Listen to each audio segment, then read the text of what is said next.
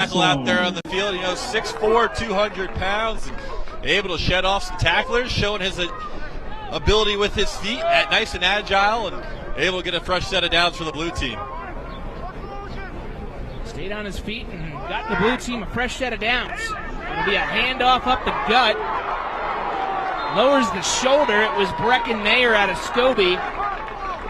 And they're just plugging away on the ground, and it's working for him, Dom. Yeah, the Scobie connection, getting it done on the ground. You had Williamson on the last play, or Handren on the last play, and Williamson on the run. And, Mayer here on the ground, picking up almost the first down, has it down about second and third, and blue team finding some momentum on the offensive side of the ball here. A lot of those Eastern All-Stars making some good plays early on. Second down, it'll be another handoff. Sheds one tackler, makes another miss. He's got a first down and much more. Keegan Skogas out of Fairview. There it is again, those East All-Stars getting it done for blue. Yeah, Skogas just running hard right there. Another one of those big bodies coming out of the backfield, 6'1", 220 pounds. He's a loaded tackle. He's a ferocious runner, and you see it on that play right there. And I'll tell you what, DJ, after Fairview's run over the last few years, it was weird not seeing them in the 8-man playoffs this year. Yeah, only 2 cents to the Shrine Game this year. They've usually got more than that, but no question they're one of the top programs. Skogas is flipped after a small gain. Aiden Ailish from Chinook in on the stop. But yeah, I was talking with Skogas. He's one of the players I interviewed the other day in preparation for this game. He talks about, the Clev kind of has a mythical status. He says this game is everything to him. He grew up watching other Fairview players play in the Clev, and now he gets to play in it himself. And he said it was kind of a full circle moment for him. Yeah, that's what makes this game special, for reasons like that, DJ. 2nd and 10 for blue. It's a pitch. Hesitation, and it's not going to work out for blue. Flying in on the tackle is Abe Graybo. Yeah, that was a great play there by Graybo. DJ, at the start of the play, watching it from up here, it looked like there was a crease around that left side there on the edge, but Graybo does a nice job cutting through his blocks and coming down to make the tackle there. It's easy to see why the Bobcats were so interested in him. He's got that ideal frame for a safety, 6'2", 198. Big third down for blue. It's a pitch. Skogas waits for the opening, and it doesn't look like he's going to get the first. He got wrapped up on the ankles as he was trying to find his cut, and now decision time coming up for the blue team. DJ, if they went for it on 4th down back by their own 30, I have a feeling they're going to go for it here down on the red team's 5-yard line. And even if it's a risk and reward, right? But even if you don't get it, you're forcing the red team to drive 95 yards down the field to punch in the end zone. So I like this call here from Coach Haley. Let's see what they've got on 4th and 3. It's Williamson under center, and looks like Blue's going to call a timeout and talk it over, figure out exactly how they want to get set. Timeout, Blue. 4:45 left to go in the first quarter. Still no score in this game. Really, this is the first drive that we've seen from either team where they've made good progress moving the ball toward the end zone. Yeah, and I like to see Skogas keep it again here. An inside run, hammering on the inside. You need 3 yards. Trust that offensive line to move these guys a couple yards backfield, and trust your 6-foot. I guess you could call him a running back, wide receiver, linebacker, whatever you want to call Skogas. He's a big guy. He's an athlete. And he should be able to chug ahead for 3 yards here, I think. That's part of the fun with the Clev, is it's kind of positionless football in a way. They just straight up say on the website that, selections are just based purely on who are the best 8-man players. They're not trying to fill it by position, because most of these guys play multiple positions. You got someone who can play quarterback, running back, tight end, receiver. That's just how it is. You learn to be versatile when you're in the 8-man ranks. Skogas certainly fits the bill for that. There's a reason that he, among a number of other players on these rosters, are headed to play at Dickinson State next fall, team that rejoined the Frontier Conference last season. It's going to be a shotgun formation on 4th and 3. Williamson's going to keep it himself. He's reaching for the goal line. Is he in? He's a yard short. But that's enough to move the chains. It's a first down. And it's going to be about a couple inches away from popping it into the end zone for the game's first score. They're going to go no huddle, and here he goes. Push the pile, and it's a touchdown. And that is how the blue team goes on top. Yeah, good couple of play calls there from Coach Haley and the blue team. I like that fourth down call.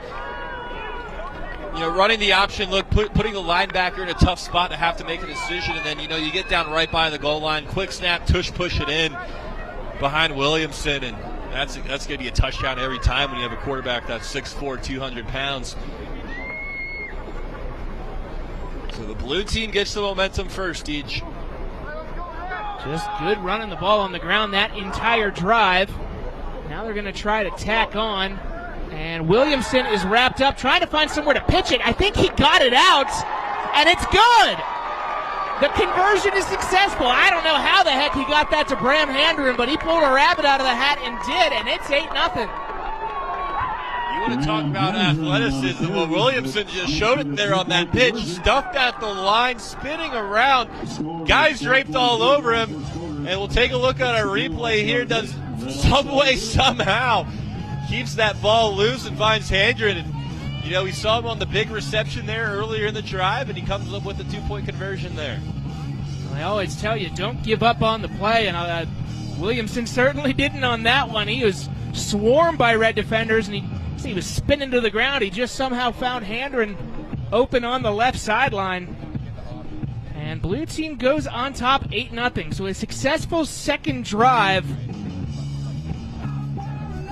for the Blue All-Stars.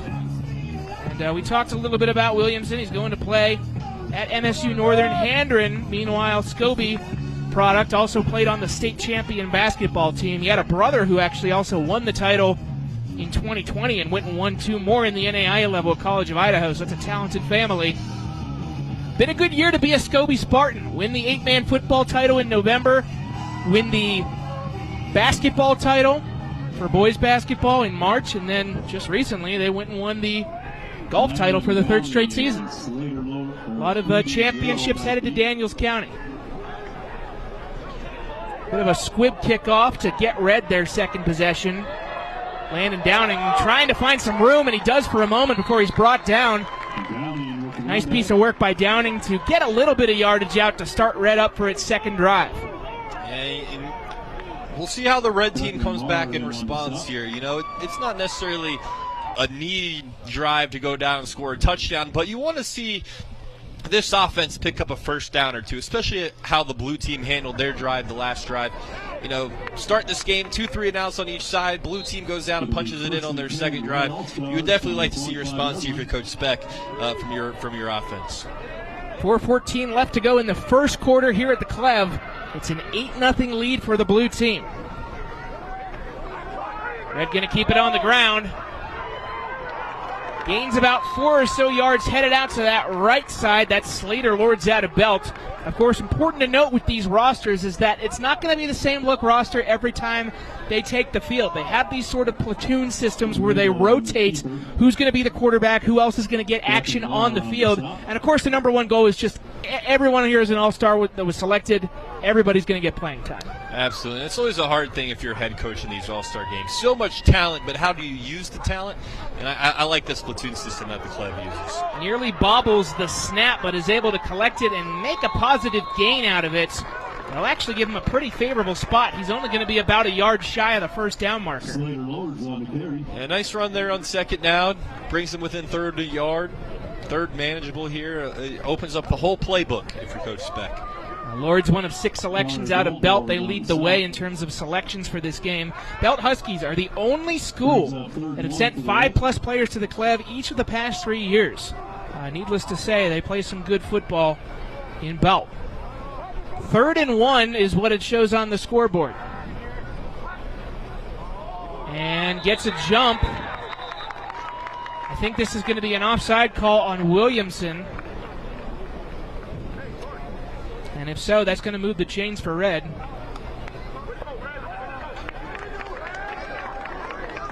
Indeed, that is it. And so that is how a first down gets onto the board for the red team. Doesn't matter how you get him, DJ. A first down's a first down. Just good cadence by Slater Lords to coax out the jump. And that is how they pick up their first down of the game. Ball on the 39-yard line. 2:40 left to go in this first quarter. Red team with the ball trailing 8-zip. Lord's going to run it again, and he's wrapped up and ripped down. Explosive, vicious move from Skogas.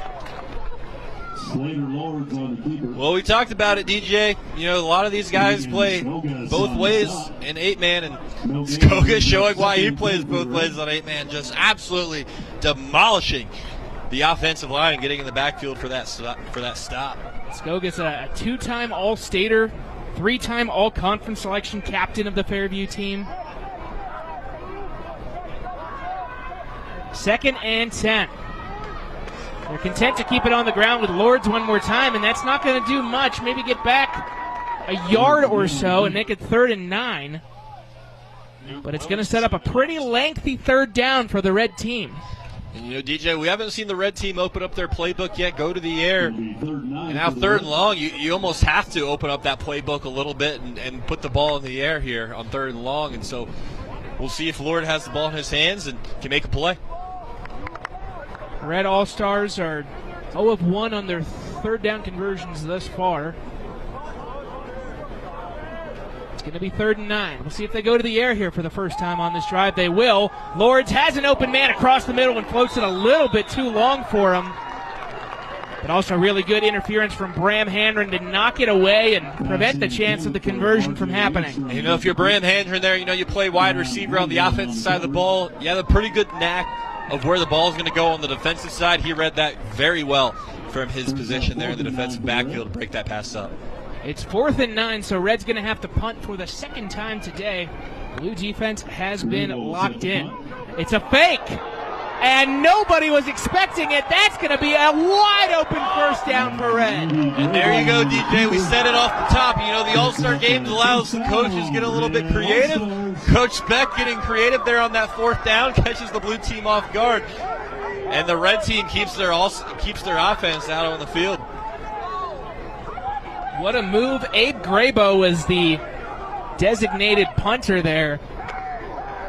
Wide open, nobody covering him on the right side. Sees the space and just trots along for the 1st down. Ball now past midfield for Red.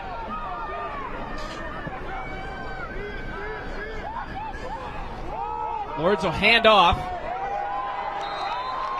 Stuffed at the line to actually behind the line of scrimmage. Wyatt Doty on the carry. Wyatt Doty with the carry, and Bryce Becker from circle getting in there to stop him. Well, now if you're the red team, you want to keep this momentum that you found on that fake going, right? You don't want to convert and then just, you know, turn it over here on 3 downs. You want to keep this momentum that you found and turn this possession into some points. 10 seconds left in the first quarter, so this is likely going to be the last play of the first quarter if they even do decide to snap it. And they won't. Looks like the snap came up just after the whistle. We head to the second quarter after the break. Blue team on top, 8-0. Still a lot of game left to play. Stick with us on SWX. Hey, Billings, it's Jeremy here with 2 men and a truck. We want your moving day to be smooth, stress-free, and affordable.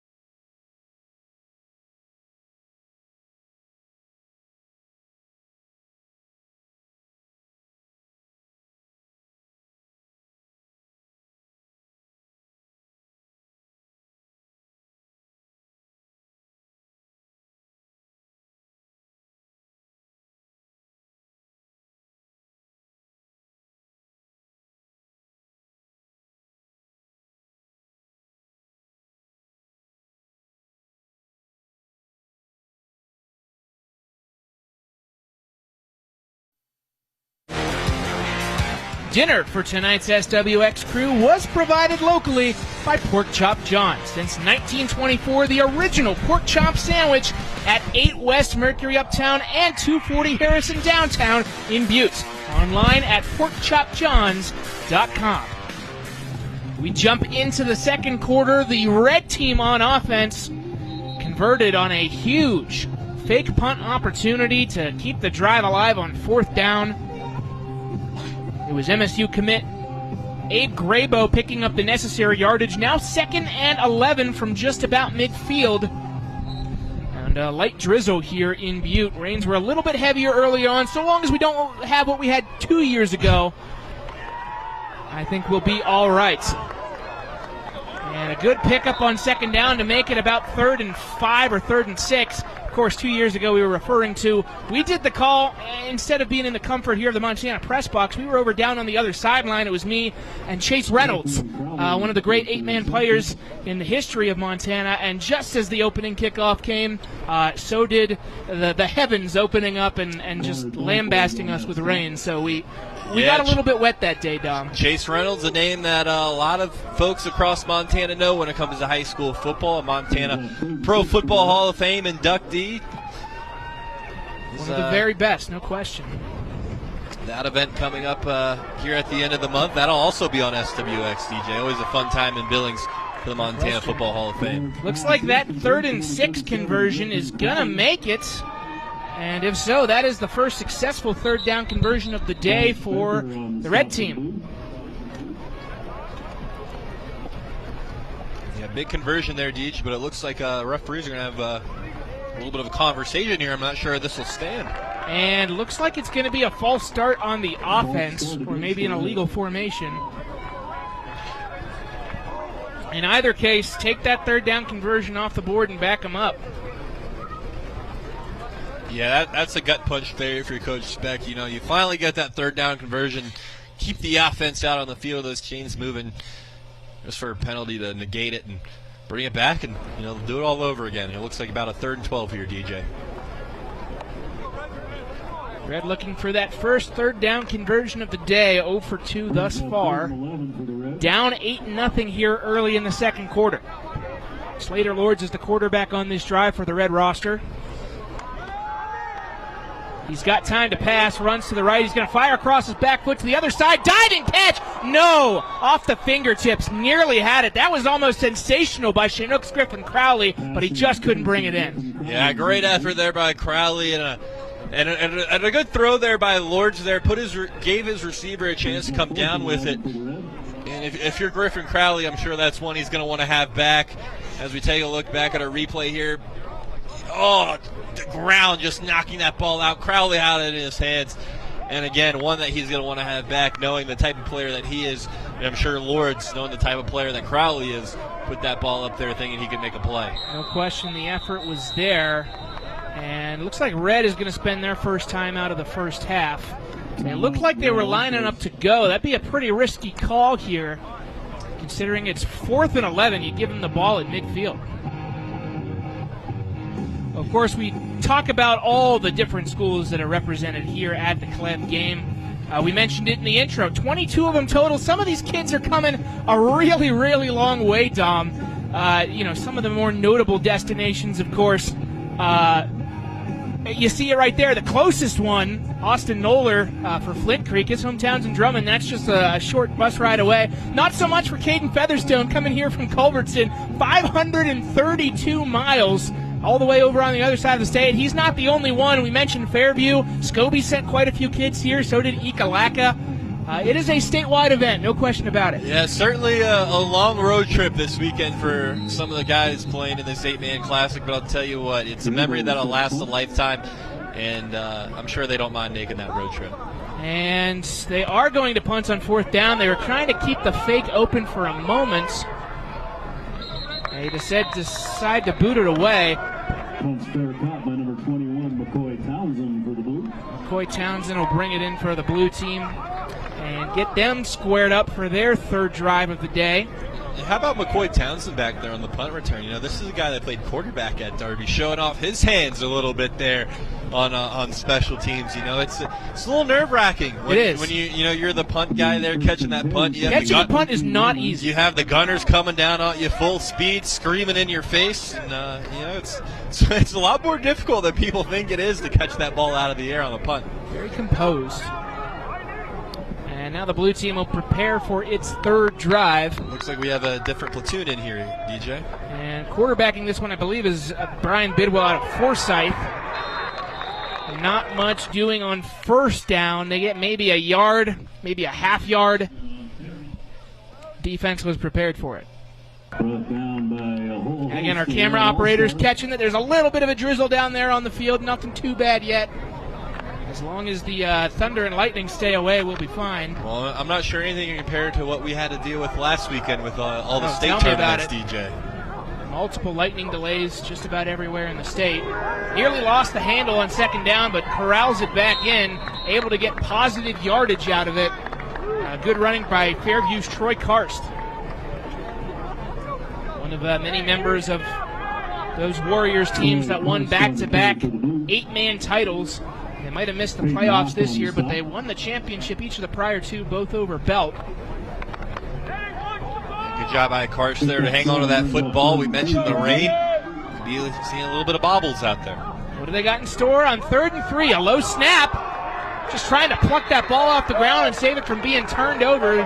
Mission accomplished, but it is going to set up 4th down. Blue is now 0 of 4 on 3rd down so far. It'll be interesting to see. Coach Haley hasn't rolled that punt team out there yet today, DJ. We'll see what he does here. Pinned deep in his own territory. We'll see if he wants to roll the dice, and it looks like he's going to. It would be a gutsy call if they do indeed go for this. And looks like they're going to try the pooch punt to try to take Red off guard, but they had a man back there. Fielded at about the 50. It's Graybo. Graybo makes a man miss on the left side before being brought down around the 42. And so great starting field position for Red on their 4th drive. We'll see what they're able to do with it. But mission successful for the defense to get off the field. Looks like we have a penalty flag on that far sideline, DJ. I wonder if that's going to be a sideline infraction on the Red team. The ref picked it up, but it doesn't look like there's going to be any further conversation out of that. But all in all, nice return by Graybo there. Gets it over the other side of the 50.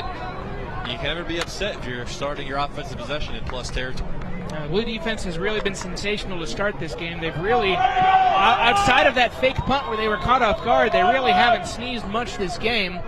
11:42 to go till halftime. Red team with the ball trailing by a touchdown and 2. Direct snap for the quarterback. And he's going to be shy of the first down, but it is a nice pickup. Nice run there by Slater Lords. Picks up about 8. Following his blockers, found the hole. Gets a nice chunk of change there on first down. Lords will hand off. A hole opened up in the middle there temporarily for Austin Nolder. He was able to make the most of it, and that'll move the chains. Nolder, interestingly enough, the only player from this game selected out of Flint Creek. They were the runner-ups in the 8-man division.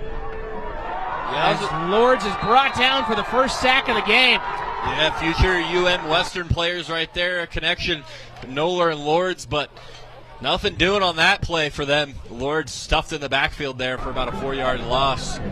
It was William Mothershead who brought him down. He had one of 4 selections from the circle. You mentioned Noller, just the lone Flint Creek selection. And, as a common fan, you look at the 8-man bracket, you see Flint Creek semifinalists, or the runner-up, you should say. Do you expect them to have more than just one player here on the All-Star team? And the unique thing about it is he was the only senior, so they're going to be good again next year, that's for sure. Slater Lords gets a chunk of it back. Still going to be well short of the first down, maybe 4 or so yards, but it's certainly a manageable 3rd down. Yeah, good gain there by Lords, and now you have it in a situation, not only is it just 3rd manageable, but you have it now to where this is 2-down territory if you opt to go for it on 4th down. Let's see what they've got in store on 3rd and 4. It's a Lords keeper.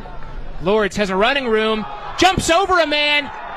He's not quite going to get to the end zone, but he's darn close. Great play by Lords there, showing his athletic ability there with the little jump. And all of a sudden, DJ, the red team knocking on the door here. Chance to potentially get some points on the board and potentially tie this ball game. First successful third down conversion of the day for the red squad. From the 2. Lord's going to keep it and going to walk right into the end zone. That's as easy a touchdown as you'll get. And the red team is a 2-point conversion away from tying this thing. Well, it seems like we have the formula figured out for Coach Speckett and what he wants to do in this one. It's line up behind that offensive line and pound the ball down the blue team's throat, and that's what they did on this drive, and that's what they did on that touchdown there. Slater Lords effectively going in almost untouched for the touchdown.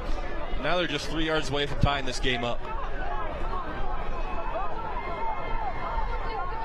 We see the formation, single running back at the hip on the pistol, and a false little start bit of there. a wiggle on the left side of that line. That's going to be a false start and push him back. Flag on the attempt. Yeah, it looks like that might have been Landon Downing there on the outside jumping.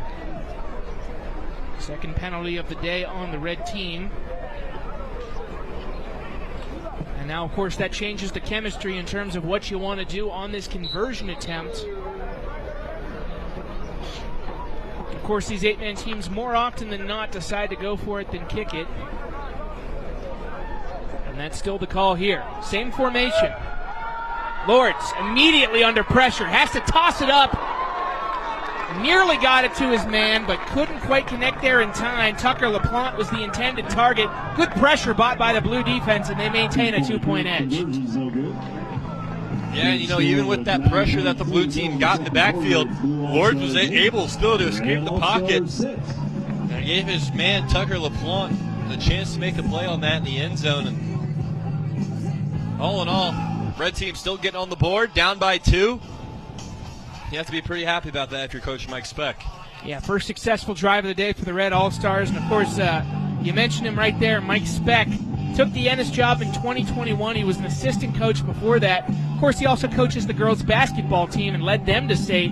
They were a lot of fun to watch this year. Marissa Snyder is going to be a good pickup for Montana Western, one of the all-time scoring leaders in Class B history. So they were a fun team to watch. But, yeah, man of many talents. And, of course, you know, being from Ennis, in close relationship with that Cleverley family from what the game is named. 9:22 to go until halftime. 8-6 is your score. Blue All-Stars still on top, but Red inches closer with a 2-yard touchdown keeper by Slater Lords. And Graybo will send it away.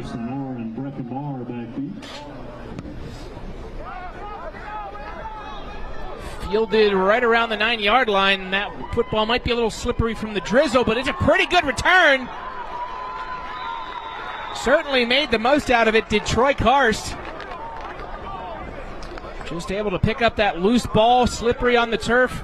Found his blockers, found the seam, and got good yardage out of it on the return. You know, sometimes, DJ, when you look at punt returns and kick returns, so the most explosive returns are when there is a slight bobble, you know, gets those guys on the kick return team a little bit out of their lanes a little bit, and, you know, they start opening some alleys, and Karst certainly found that alley, almost getting up to the 30-yard line. Good starting field position here for the Blue squad. Blue will take it over from just shy of the 30. It's a pass. Wide open. Nobody within a mile of him. That's an easy first down pickup. Rumbling down that right sideline is Derek Brovold, a Shriner out of Sealy Swan. And it's a big pickup on first down for Blue. Yeah, Brovold just getting off the line of scrimmage. You take a look at it right there on your replay. He was wide open. No one near him until he got near the first down sticks. And all of a sudden, the blue team out towards midfield. Already just 5 yards away from picking up that first down. They're back to pass again. They get to the quarterback in time. Irwin, the Sealy Swan QB, is back in for his second drive of the day. Takes a pretty good shot there. Yeah, Cash Smith showing some good pursuit there. You know, Irwin was able to escape the pocket momentarily, but Smith, his relentless pursuit, able to get the quarterback down, but still a 1-yard gain, believe it or not. Make it 2nd and 9 for Blue. They hit the scoreboard first in the first quarter. It was Duke Williamson who had a 1-yard touchdown run. Back to pass again, and harassed immediately. Oh my! Right off the edge and rocking the QB. What a play by Landon Schrainer. Yeah, Schrainer showing why he was an all-state selection right there. Gets off his block, and not a lot of time back there for Irwin to make a decision. He goes down very fast. Not someone I'd want to be tackled by. I tell you, they felt that hit all the way back up in belt. Explosive off the edge for Schrainer. Another all-state selection. And it's a lengthy 3rd and 15 for the Blue All-Stars. Bunch formation. Now they'll spread it out. And they're going to pass once more, and it's dropped. Had an open man at the 50-yard line. It was Noah Stone. Another Blackhawk of Sealy Swan. Just couldn't bring it in. And it looks like Blue is going to punt. Yeah, tough play there. You figure if Stone makes that catch, puts a little bit of a decision in the mind of Coach Haley. It'd be about a 4th and 2, 4th and 3, but now you're looking at a 4th and 15, and really the only option to do right here is punt and trust your defense.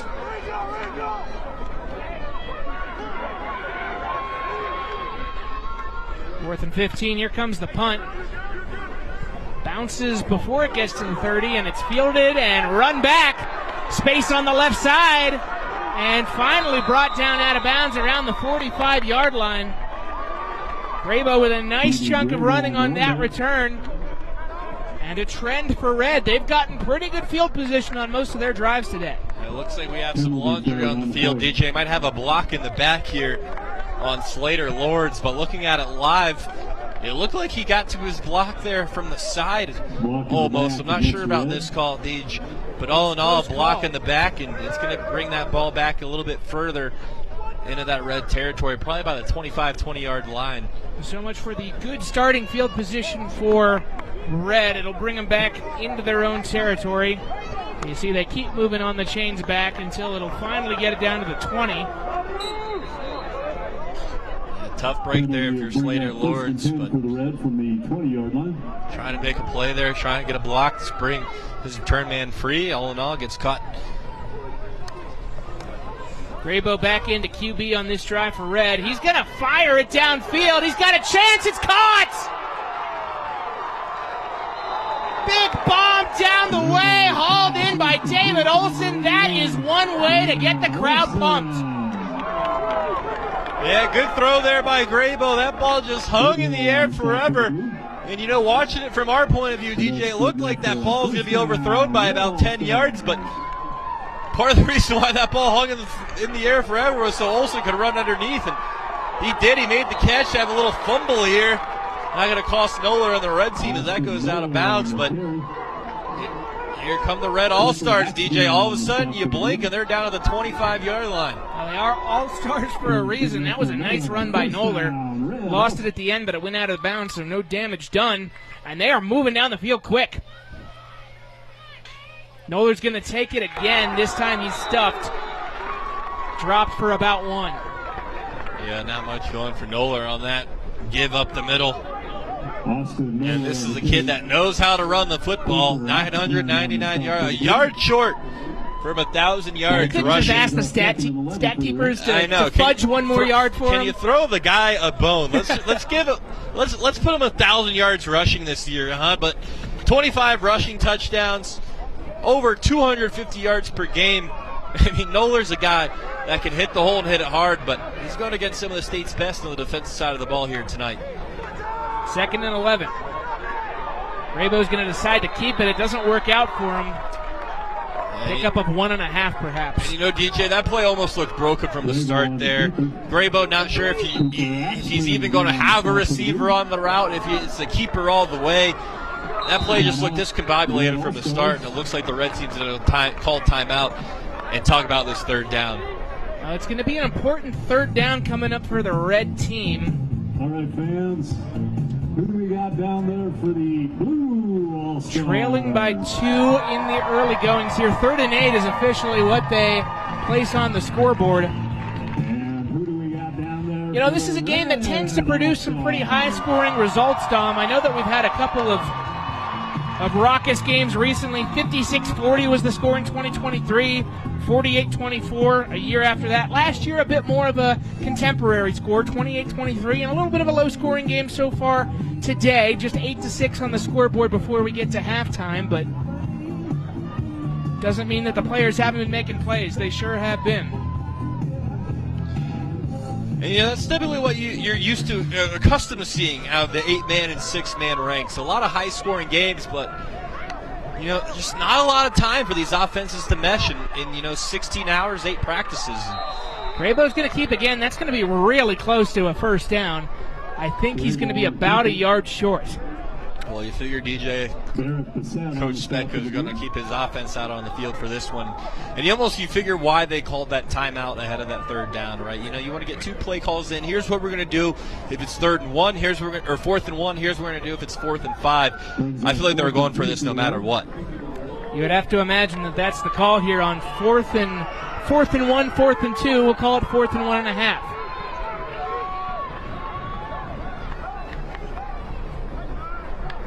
Graybo with Noller at the hip. He's going to keep trying to find that edge on the left side, and he does. Just enough. A yard past the first down marker. Move the chains for Red. Yeah, watching it from up here, DJ. He's lucky it was just 4th and 1.5 yards and not 4th and 2 yards, because on that slide over the first down, it looked like that shin may have hit the turf. But all in all, I think that ball was across the line, and the refs have that same opinion.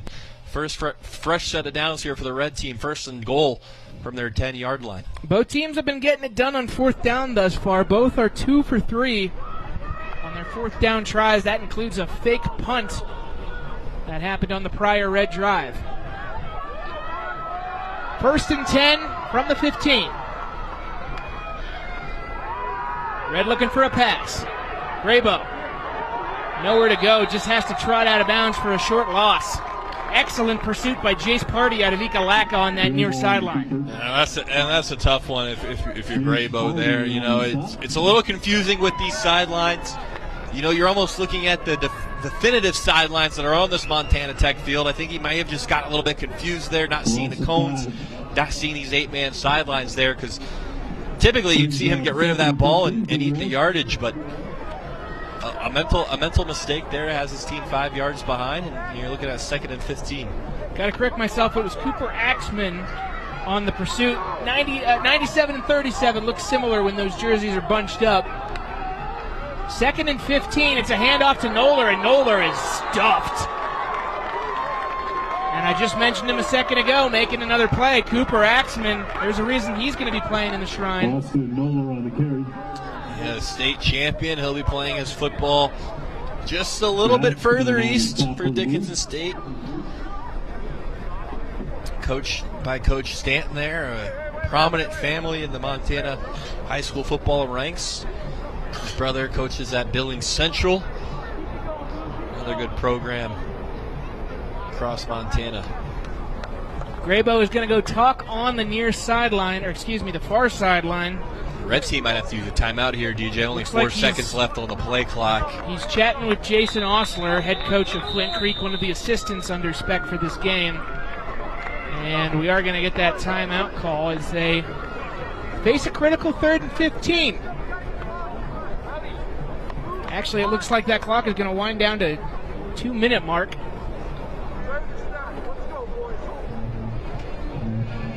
So discussion to be had for the Red team. It's a lot of yards to pick up, Dom. It's 3rd and 15. You figure that you talk it out on the sideline here and say give yourself 2 plays to move the chains? I think so. And, if this was a regular season game, I think it's this play call is a don't lose yardage play call. Keep yourself in field goal range. But it's an all-star game. This is, if you want to call it the first game of the season, the last game of the season, whatever you want to call it, let's leave it all out on the line. These kids are here to have fun. I think Coach Speck is coming into these next 2 downs trying to pick up these 15 yards. 2 plays to get these 15 yards. Graybo to pass. He sees the open man on the left sideline. Caught. Did he stay in bounds? No. A really good attempt to Landon Downing out of Park City on that far sideline, but he just couldn't get the feet down in bounds. Well, I'll tell you what, DJ, I see I see how Abe Graybo got confused with the sidelines, because I'm even getting confused with the sidelines from up here, and I know the rules. I thought that was a great back shoulder throw. But you see the pylon there, you see the alt sidelines, and yeah, both of those feet just out of bounds. Underrated play there by Chase Loading out of Ikalaka on defense to make sure that he came down with it out of bounds. That's good defense. 4th and 15. Graybo waiting for something to develop. He fires it in there, but I think it's going to be well short of the first down line. That time he does connect with Downing, but he's not able to pick up the sticks.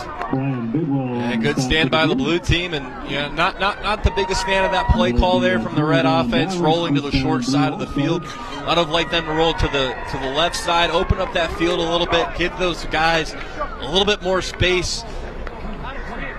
But all in all, good stand by the blue team, and keeps the red team off the board. And here they are with a 2-point lead, a chance to go down, extend that lead. A little under 2 minutes to go before halftime.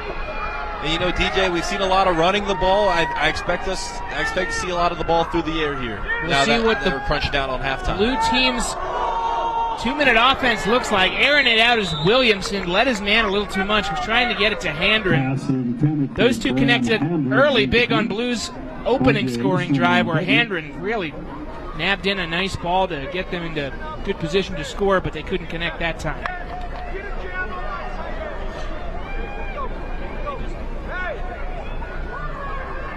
Clock stops with 1:37 left to go until halftime. Blue with the ball, they lead it by 2.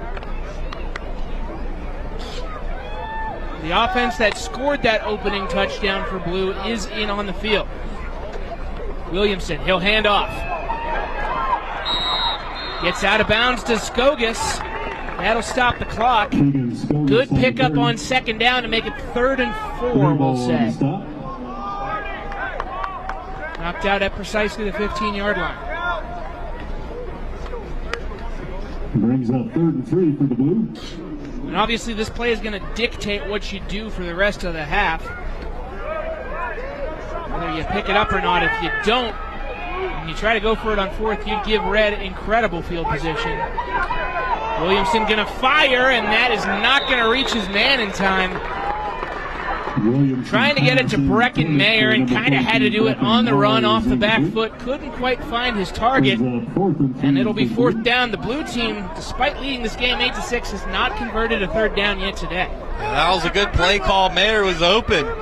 Just the ball was a little bit underthrown, and you're almost left guessing here on this 4th down, DJ. You're pinned deep in your own territory. It's such a gamble to go for it.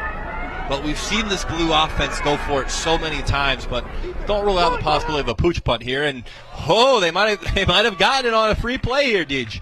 Nearly got the jump. We'll see. Did they actually call the penalty? I didn't see the flag come out. You know, I did not see the offense react, DJ, to warrant that flag. Normally the refs will let that go if the defender gets back out of the neutral zone, but the blue team catching a break there, they have a fresh set of downs. That they do. 3rd penalty of the day on red, and this one seeds a 1st down. Just under 1.5 minutes to work with for the blue offense, up by 2. Williamson. He's got time. He's going to try to run with it. Goes where his blockers are initially and tries to make another man miss. Finally comes down after a gain of 2. Graybo on the stop.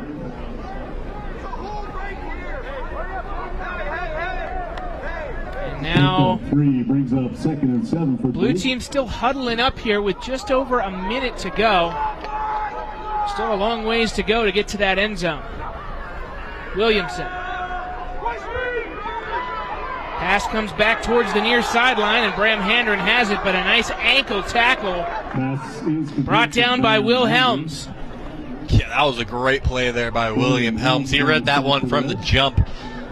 Blue team trying to catch the red defense, sleeping a little bit, thinking they were going to go for a deep shot, try to set up the screen, and you have to credit Helms there, reading that one all the way.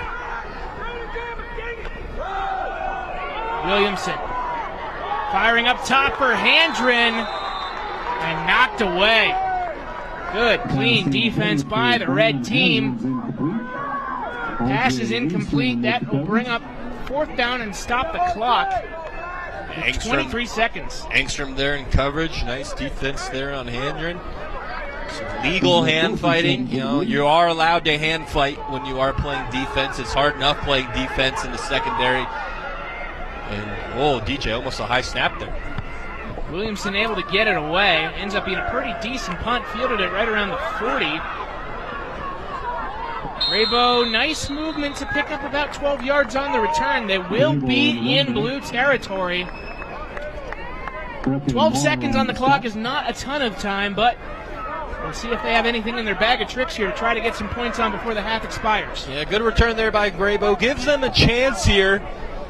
If they're able to get something across the middle, a good chunk yard play here, you really only have about time for one, maybe two plays. If you're able to get a chunk play here, get up, spike the ball, call timeout, get your field goal team out there. But if you're thinking end zone, you probably have time for about one, maybe two plays if you're Coach Speck and your offense. Ball is on the 47. Lords is the QB. Lords under pressure.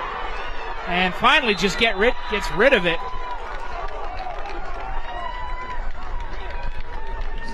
Excellent penetration into the backfield by Connor Goldberg. I tell you, he's one of the more interesting athletes on this blue roster.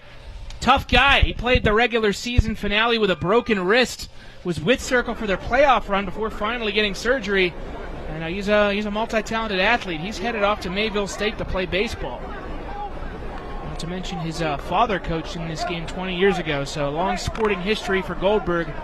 Nice pursuit to make it a difficult situation for Red with 6 seconds to go in the first half. Well, I expect this one to get aired out to the end zone, DJ.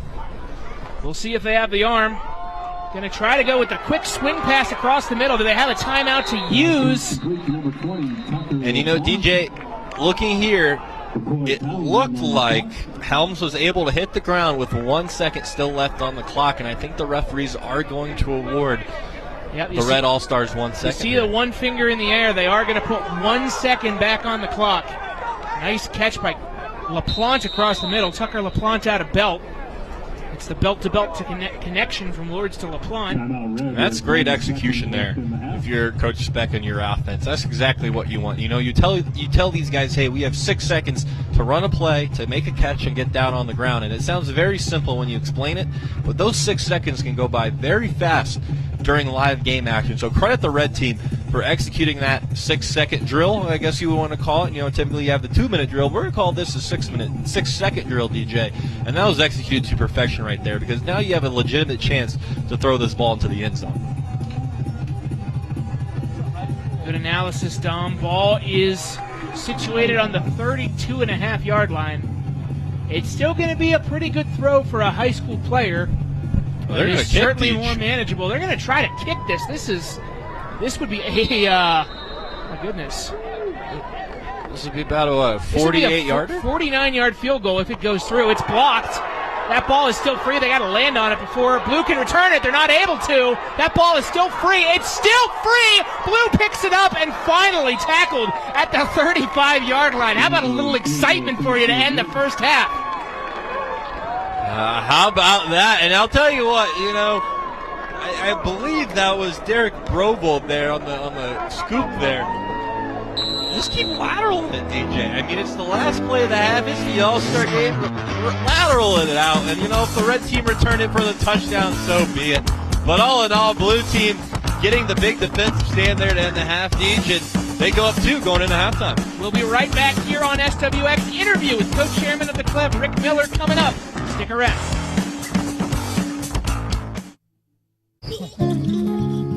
Oh, yay!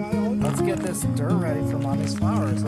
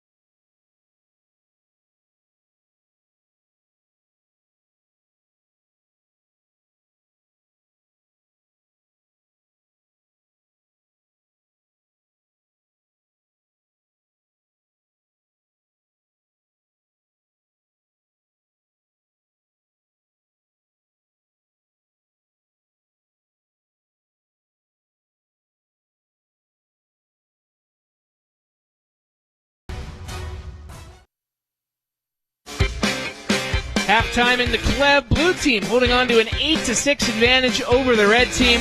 And we've got a very special interview. Co-chairman of the Clev, Rick Miller. Thank you so much for joining us, Rick. You've been doing this for a long time. How long have you been involved here with the Clev? Well, I've been the director of the game since Coach Cleverley passed away in 2007. And I was involved in the game as Coach Cleverley's assistant for about 15 years before that. So I've been involved for quite a while. Well, what is it that's so special about this game? The 8-man All-Star game, showing the talent that some of the smaller schools have in Montana. What is so special that brings you back every year? So Coach Clev was a genius, and he set this game up so that it was all about building relationships, and we've been able to do that through the banquet and through the game. Build a lot of relationships. What keeps me coming back is these kids. We have such great kids that it restores my faith in society. Having these great kids and these great families coming around, and that's very important in this day and age, that we can get along in such a great way. And of course, a cool part of it is that the platoon system that we have, everybody gets playing time in the Clev. Yes, so we bring in 24 players. We assign those players to 3 units, and then we rotate those units in such a way that for both teams, everybody plays everybody. Very cool. Appreciate it. Thank you so much for coming on for halftime with us, Rick. We'll be right back in a couple minutes. We're going to talk a little bit more about Bob Cleverley and break down the first half. Stick around here on SWX. Accidents happen. Vehicles break down. When it comes to towing your vehicle, trust Answers.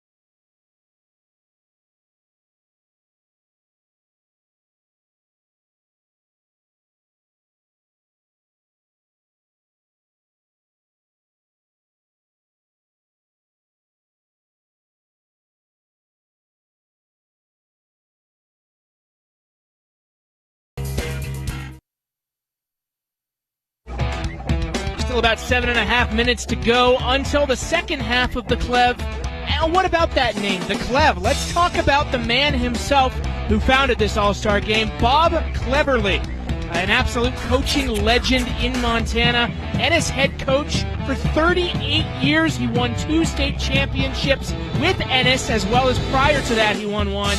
And of course, All-Star Game started back in 1984. The reason he did it was to highlight overlooked players from Class C schools from small towns. Unfortunately, Bob died of cancer in 2007, but the game was named in his honor the year before that. It's been held in Butte now since 1989 every year. Truly a legend of the sport.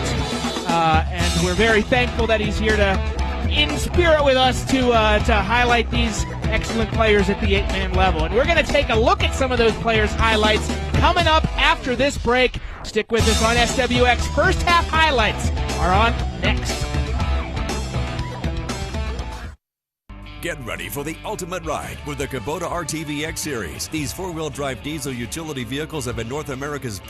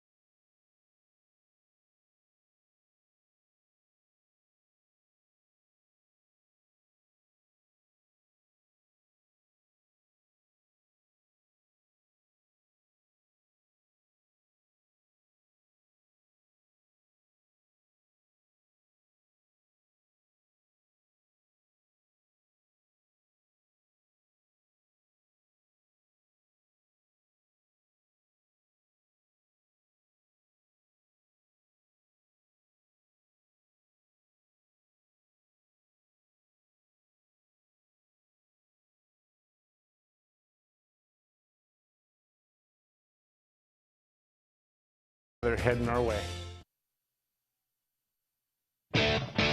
Moments away from the start of the second half in the 42nd annual 8-man All-Star Game. But first, let's take a look at some highlights from that first half, starting with the red team. And Tom, they got off to a bit of a slow start, but really seemed to find some juice after that fake punt conversion and got on the scoreboard. Yeah, Abe Graybo showing what he can do on all facets, like a lot of these athletes can do. They're multi-positional players. They're very athletic, and that's what got the red team going offensively. You take a look on your screen there. David Olson making a great catch, setting up that first red team drive. And, if you're Coach Speck, you have to be happy with how they answered that blue team touchdown drive. And then talking about the blue team as well, they were the ones who got on the scoreboard first. It was Williamson out of circle, Duke Williamson, who scored the opening touchdown for them. And then they kind of fell into a slump. They still have not converted a third down today. What do you want to see from them in the second half to get back into those early ways? I would like to see them throw the ball up to Bram Handren. This is a guy that had 3 touchdown catches in the state championship game. This is a guy that knows how to make big plays in big moments. And, I would just throw the ball up to Bram Handren. He's a guy that has some great hands. Look for him to make an impact here in the second half. But, DJ, we talked about it off the top. These offenses don't have a lot of time to get their execution dialed in. Look for one of these defenses maybe to make a play that could ultimately be the difference in this one. Been a very defensive Kleb so far, but still a lot of football to play, 30 minutes of it, in fact. We'll be back with the third quarter here on SWX right after this. Woo! Hey, Billings, it's Jeremy here with 2 Men and a Truck. And before your next move with 2 Men and a Truck, there's a few things we can't transfer.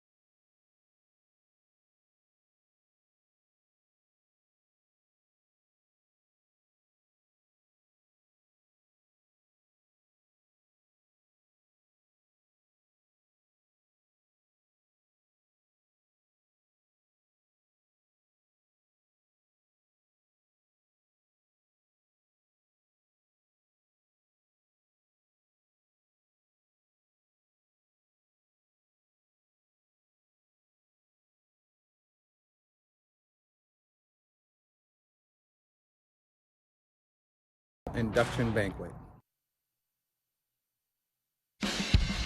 The organizers of the Treasure State 8-Man All-Star Game would like to thank Pepsi, Game 1, the Knights of Columbus at Butte, Stockman's Bank, and Northwest Energy for their supports in making this game possible. Third quarter just a couple minutes away from getting underway. Blue team versus red team in the annual All-Star Cleverley game. It's an 8-6 lead for the blue roster. And red team is going to be set to receive that second half kickoff. Teams warming up down there on the field.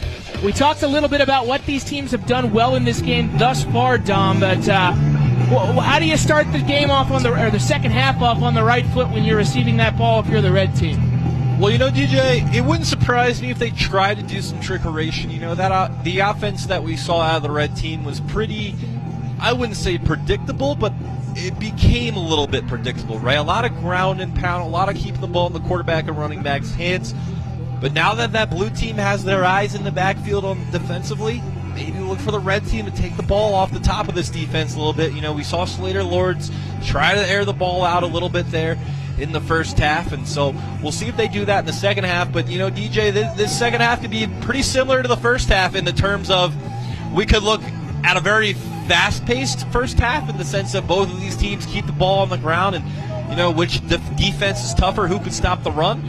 Or it might be a little bit of a slower-paced second half where we see these offensive playbooks start opening up a little bit and we see the ball get thrown across the yard a little bit here, Deej. If you're just joining us, it's been a little bit of a low-scoring game in comparison to most standards for 8-man. With the more open look, you tend to expect teams to usually score in the 30s or 40s. Just 8-6 at halftime. It was a low-scoring game last year, 28-23. That doesn't mean it wasn't exciting. That was a game that was decided in the final 30 seconds. It was Bridger Salvold of Culbertson scoring the game-winning touchdown for the blue team. He's now playing with the Grizz this year. And, something that's interesting about the club, you can say, obviously, the blue team is on a 3-game winning streak. They won each of the last 3 iterations, 23, 24, 25. Doesn't necessarily mean it's been the same schools that have been victorious every time, because as Rick Miller alluded to during halftime, they mix around which divisions are paired up for the club. This year, the blue team consists of the East and the West divisions, and the red team consists of the North and South. And I like that, Dom. You get to be, learn more different teams and be friends with people all across the state that you wouldn't normally get to know. I do like that. This state is so dang big, DJ. A lot of these guys, sometimes they don't even play against each other during the regular season. So it's a great way to mesh up these guys and get a lot of the talent from, the northeast corner, the southwest corner, and, all the different corners of this great state onto one team. And you never, we're calling the game, this is an 8-man all-star football game, DJ. But if there's one thing that sports taught me growing up, and I'm sure it taught you the same thing, you meet friends that'll last you a lifetime. Some of these guys might just be meeting for the first time this week, and who knows, you could have a lifelong friendship from just a few days playing football with each other. Looks like we're finally ready to start the second half. Blue sends it away. It's a short kick, and red is going to recuperate it right around the 35-yard line. That is where they will start their first drive of Act 2. And you mentioned it, Dom. Getting to play with people that you either lined up against or never played before, that's something consistently I hear is kind of a wondrous thing for the kids in this game. One of them I talked to is with Quinlan McClure from Sealy Swan.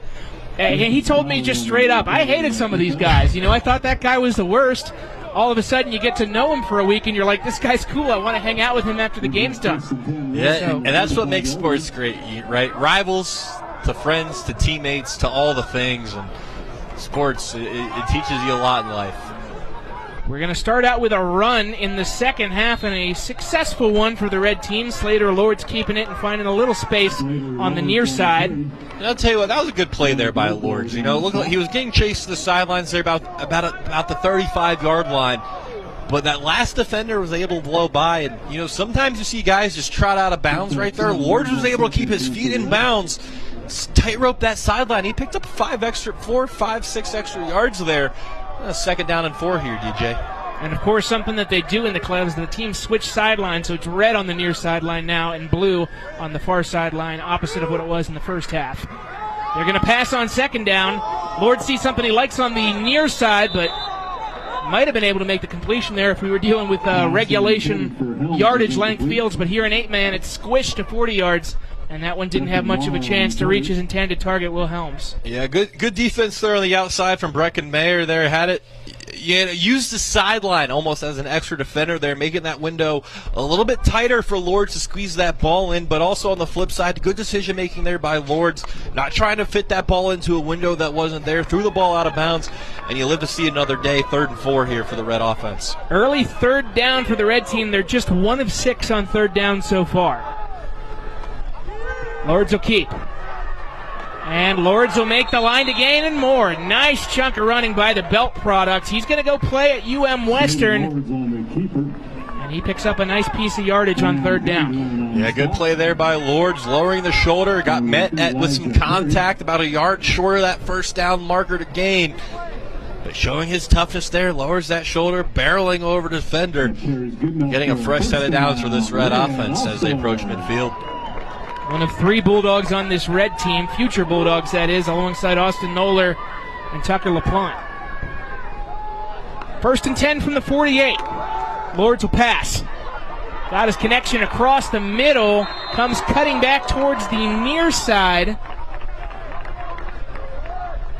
And there he is, the man of the hour that I just spoke of, LaPlante. No surprise that he's going to head to Montana Western. He's the younger brother of quarterback Caden LaPlante, fighting for the starting QB job down in Dillon. Lords will keep it on 2nd down and doesn't do much with it. Maybe picks up a yard. Lords on the keeper. Well, I think we're kind of getting at the stage now of this ball game where if you get it over your own 30-yard line, it's going to be 4-down territory here, DJ. And so I know we're looking at a 3rd down and about 2, it looks like. This is 4-down territory for Coach Speck here. You have 2 downs to pick up 2 yards. Maybe look for them to take a shot over the top. But all in all, 2 downs to pick up 2 yards here. We'll see what they do, and it looks like Lords is going to try and keep it. Lords is going to run again and nothing doing. The defense gets to him in the backfield. It's Duke Williamson taking him down, and now 4th down decision for the Red team right from the 45. Yeah, great penetration there in the backfield there from Duke Williamson. And brings up 4th and 3. This is a guy, he's got length. He's very tall. He's got long arms. And he showed why they're able to shed that block, get in the backfield, and set up a 4th down and 3. Already their 5th 4th down attempt of the day. Lords will throw. He's got a man caught! Down the far sideline, touchdown! The bomb to Tucker LaPlante is good for 6. Touchdown, Red All-Star. What a throw there from Lords. LaPlante in stride there, dropping it right in the bread basket. Looks like we have a penalty here, but it's going to go on the blue team, so that touchdown will stand as we take a look back at that replay. Lords just lofting that ball up to LaPlante, and all he has to do is run underneath and catch it. And if you're a wide receiver, I'm not sure you could ask for much more from your quarterback there. I mean, LaPlante, extends his arm, the ball finds it, couple steps, and he's in the end zone. And just like that, Deej, the Red team coming out of the halftime break with the lead. That goes down in the books as a 41-yard touchdown connection. The belt to belt. And on the 2-point try, they'll hook up once more. Lofted from Lords to LaPlante. And the Red All-Stars are on top 14-8. You know, DJ, I've always liked this throwback play when you're down by the goal line, whether it be a goal-to-go situation or a 2-point conversion type play. You get the defense flowing one way and reverse your field to throw it back, and that's exactly what Coach Speck in this offense did. Lords was rolling to the near side, and he found LaPlante perfectly wide open in the end zone as we take a look back at why the Red team is going for 2 here on that 41-yard touchdown from Lords to LaPlante. Great play call there, and here's the 2-point conversion. All the blue team eyes defensively rolling to the near side. There's LaPlante just wide open in the end zone. Not a guy anywhere near him from within Butte to about Billings, DJ. I mean, he had plenty of real estate to make that catch. Like we said, there's a lot of different teammates that weren't teammates before interacting on these teams, while those two are about as familiar as it gets. And not just teammates, DJ, talented teammates. Yeah. I mean, this is why I love the Clev and the six-man All-Star and the Class B All-Star games, because oftentimes the talent at the AA and A levels overlook what are at some of these smaller levels, and we're seeing it on full display here tonight. And a good return for Blue after giving up that touchdown. Takes it out shy of the 30-yard line, but close. It's Breckenmeyer on the return. A good response here from the red team coming out of halftime, punching that ball in the end zone. Now we'll see what the blue team's response is, DJ. I mean, they started fast. They scored the first points of this game, but after that, it's been kind of slow and steady for the Blue All-Stars. Blue just trying to find a rhythm here in the second half that they have not been able to get since scoring on that second drive of the day. And in fact, referees are going to blow the whistle here and reset. Sun is starting to shine in Butte. As you can certainly see by our broadcast, it was drizzling overcast earlier for most of the day, and now it is raining down sun. Somewhat of a trick play here on Blue's first play of the drive. Looked like they were going to fake the handoff and instead just went up the gut with it, and it didn't work. Red wasn't fooled. Almost looked like a modernized version of a fumble Rooski, DJ, a little bit.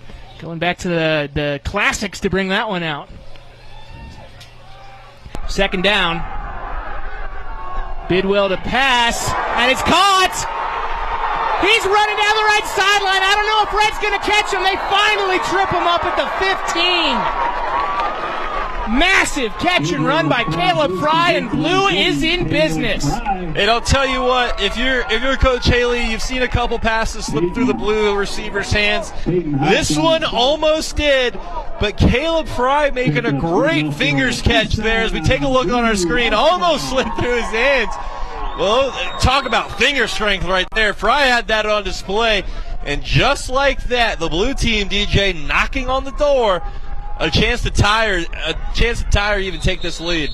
And the first down here is thwarted by a penalty. I believe it's going to be a false start. It'll be the second penalty of the day on the Blue team. But, man, really opening up the field there. That was the kind of explosiveness that Blue has been lacking in this game. Offsides against the... And pardon me, it's actually an offsides on the red team, not a false start. That'll inch him a little bit closer. Brings up first and 5. What a response here from the Blue offense. Bidwell hands it off. A little bit of running room up the middle for Troy Karst. He gets some yardage out of it. Looks like he got right to the line to gain. It is going to be first and goal now after the 5-yard pickup. Picked up 5, brings up first and goal from the 5-yard line. Don't look for the Blue offense to get too tricky here. They're within 5 yards. Bidwell's going to keep it, pitches it back. Karst makes one man miss. Doesn't make the second miss.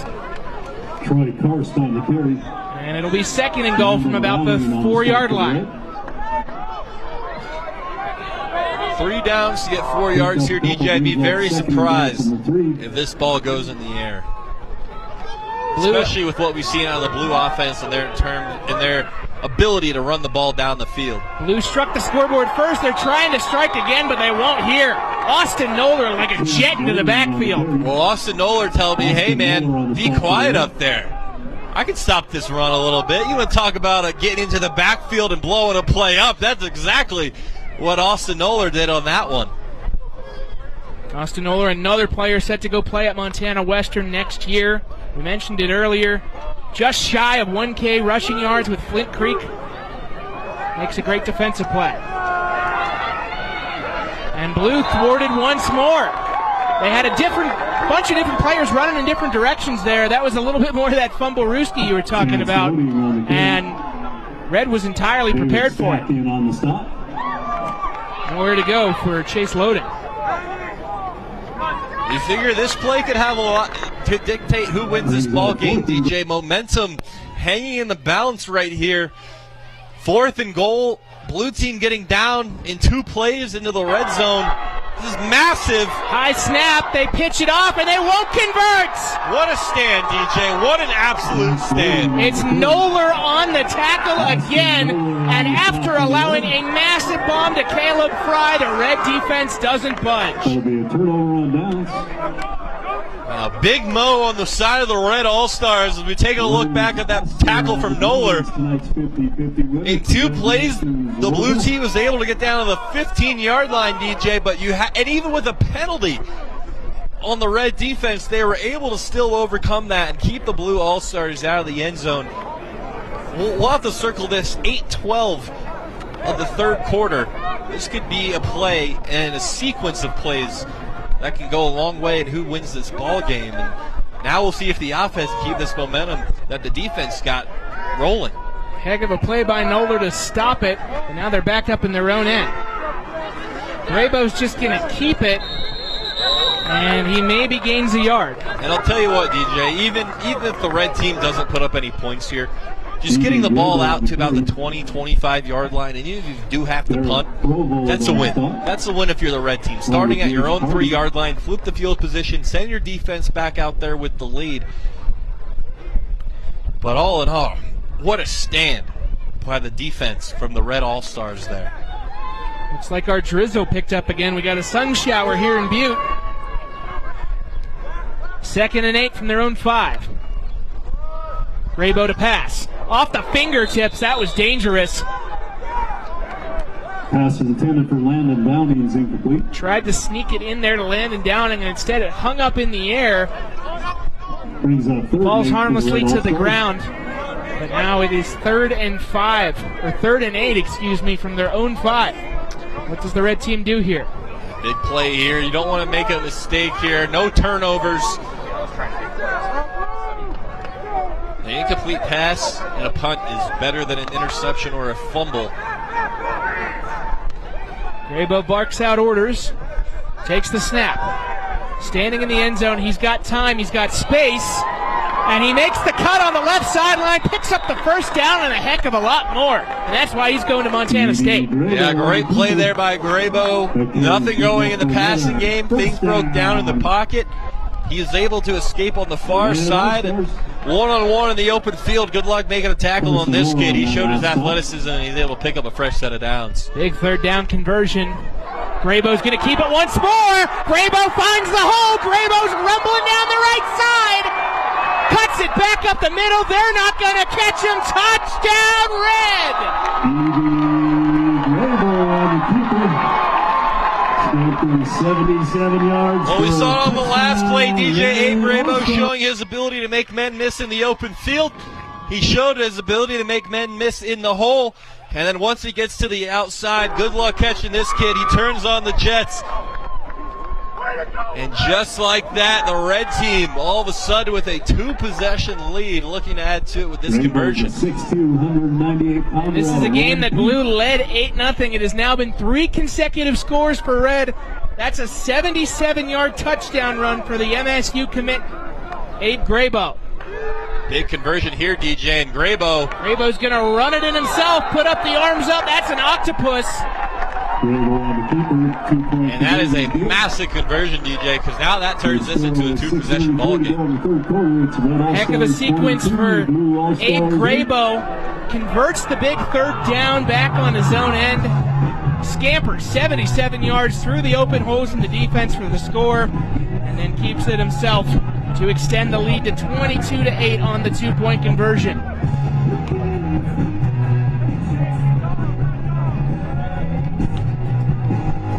How does Blue respond now? They've been punched in the mouth on back-to-back drives. Again, their offense really hasn't done much since that opening drive whenever they scored and went up 8-0. They are still looking for their first 3rd down conversion of the day. They are 0 for 8. Now we'll see what the blue team's made up of on this drive here, Deej. In a gut punch of a drive, if you're Coach Haley and the Blue All-Stars, you have the red team pinned, starting their offensive possession back on their own 3-yard line. And 97-yard drive has their team ahead by 14 points now. So we'll see how the blue team responds. And still a lot of football left to be played here, DJ. Quarter and a half left to go. A lot of talent on this blue sideline. Can't count them out quite yet. And Graybo will kick it off for the Red All-Stars.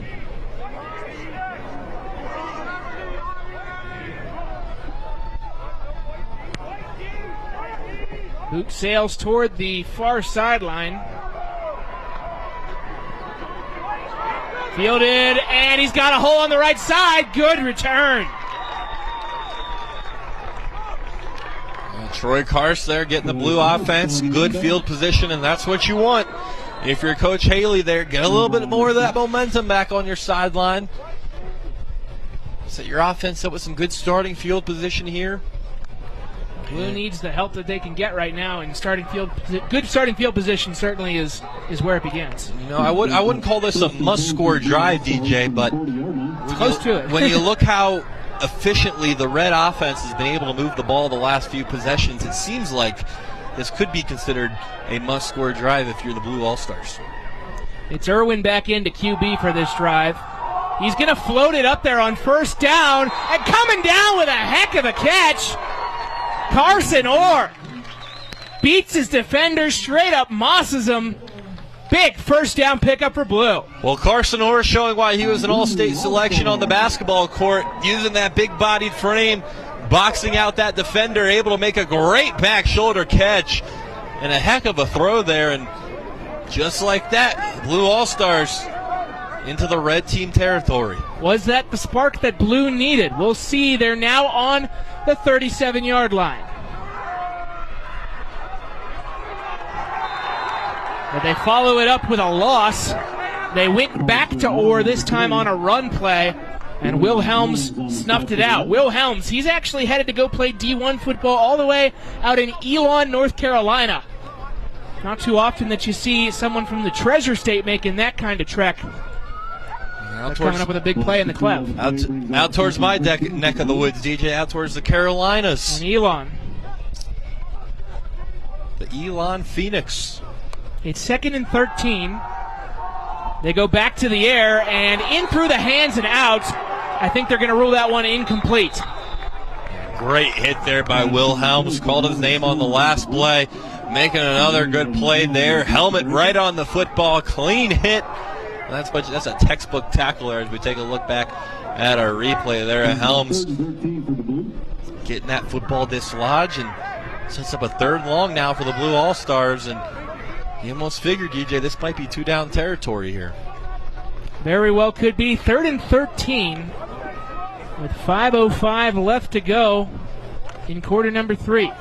Blue All-Stars led this game 8-0, and they've given up 22 consecutive since then. Empty backfield for Irwin. Irwin launches it up. Couldn't quite connect with his man.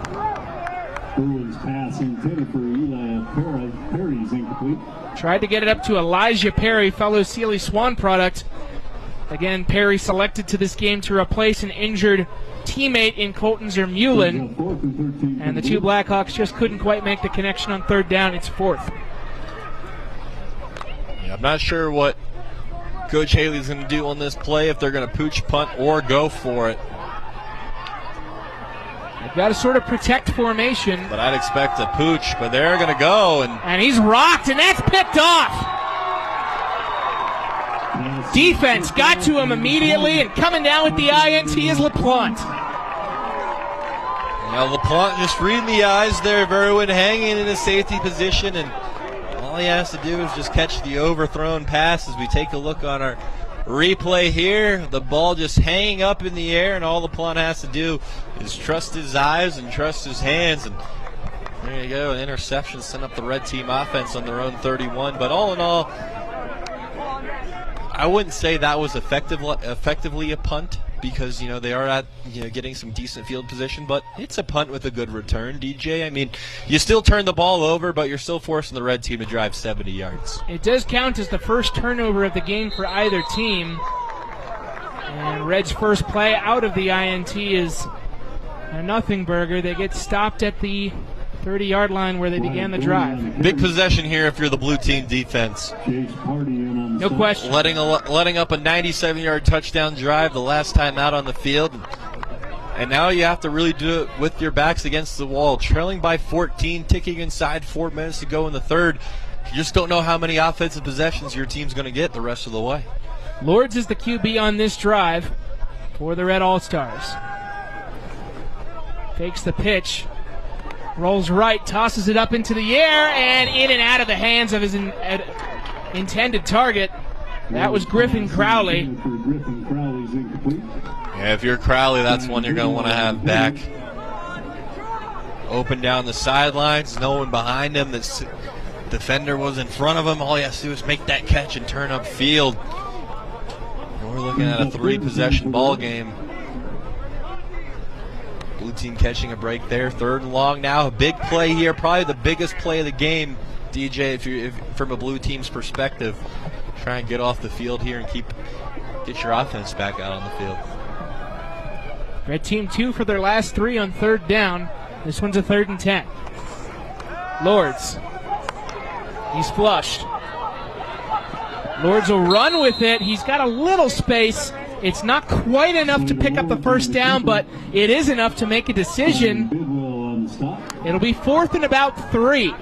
And again, if you don't convert here, you would be giving the blue team pretty darn good field position. So it'll be interesting to see what exactly Mike Speck tells his roster to do. I'd like to at least see a bluff play call here. Maybe try and get a free 5 yards, get a free first down. But looks like they're just going to roll Graybo out there and send this one deep.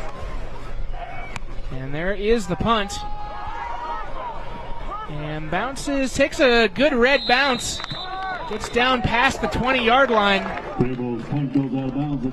It'll have to be an 80-yard drive here for the blue team if they want to get back in this game with 3:24 left to go in the 3rd quarter. Good punt there from Graybo. Gets a nice little bounce down to the 20-yard line. And we'll see what happens here, DJ. You know, Handren's a guy that if you get one-on-one coverage on the outside, throw it up and see if your big-bodied 6'5" wide receiver can go make a play. You know, what's interesting about this is they try to keep the rosters as balanced as they can, of course, but there are no shrine selections on the red team. There are 4 of them on the blue team, and right now it's the red team that is all over the blue team. And you know, DJ, when you look at the rosters and you go down by teams similar, the blue team has a lot of teams that made the playoffs this year. The red team, only a handful of schools that made the 8-man playoffs this year. And that just kind of proves that there's good talent in every single school whenever you look. First down play is a decent one for the blue team. They'll get 5 yards out of it. Williamson on the keeper.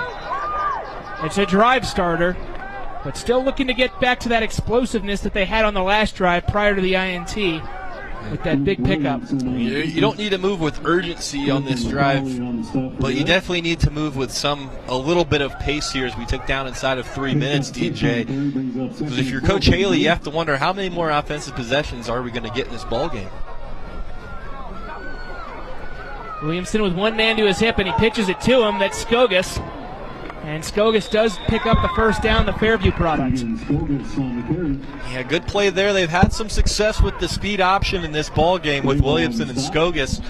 And it worked again there. They had success on it on the touchdown drive. Success there to move the chains. 22-8 your score. Red on top. 3 consecutive touchdown drives, including a 77-yard run by the Montana State commit, Abe Graybo. Blue just trying to find an answer with time ticking in the 3rd quarter. It's a handoff on the sweep, and it's certainly going to be a positive play for Blue. They're going to come close to the first down. Nice head full of steam on that run by Brecken Mayer. One of 3 Scobie Spartans selected to this game. We talked about it earlier, what a year it's been for Scobie. Won their first Class C 8-man title since 2022, beating Flint Creek. And, of course, one in basketball and golf as well. Brecken Mayer a part of all 3 of those teams.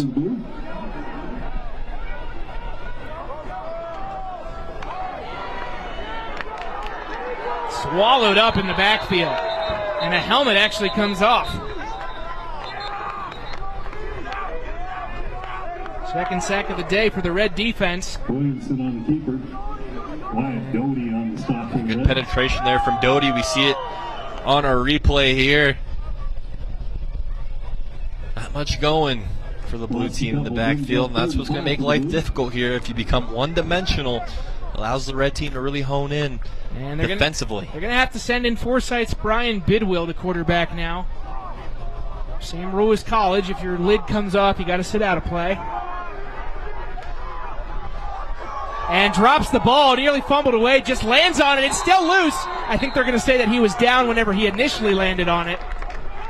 Fumble on the play, recovered by Bidwill. But a couple pretty disastrous plays for Blue in a row. Your quarterback knocked out because his helmet falls off, and then you almost fumble it away. And all of a sudden, you're looking at a very long piece of yardage to convert on fourth down. You know, it may not be the popular decision here, DJ, but I think the right decision is to punt this ball away, because if you don't convert and the red team goes down and gets a point, you dig yourself into a very deep hole here. And there comes the punt from Williamson. It's a good one. Sails over the head. They're just going to let it go. That's a beautiful punt. Finally down to inside the 2-yard line. And so not the offensive drive that the blue team wanted, but they have the red team backed up way in their own end. We'll see, DJ, if the Red All-Stars can put together another 90-plus scoring yard drive here, as it looks like they'll set up shop just inside their own 4-yard line. And, you know, even if you don't put up points here, if you're Coach Speck, you want to eat some time off this clock.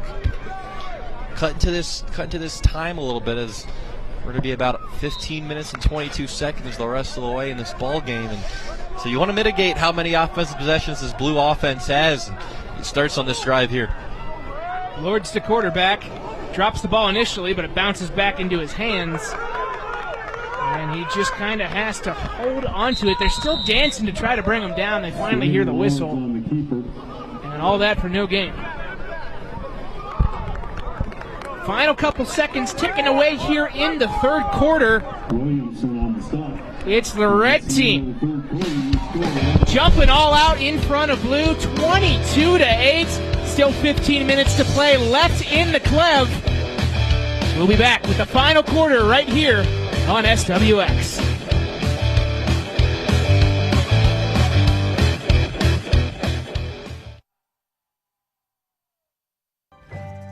I would never smile before until after I had my teeth worked on here, and now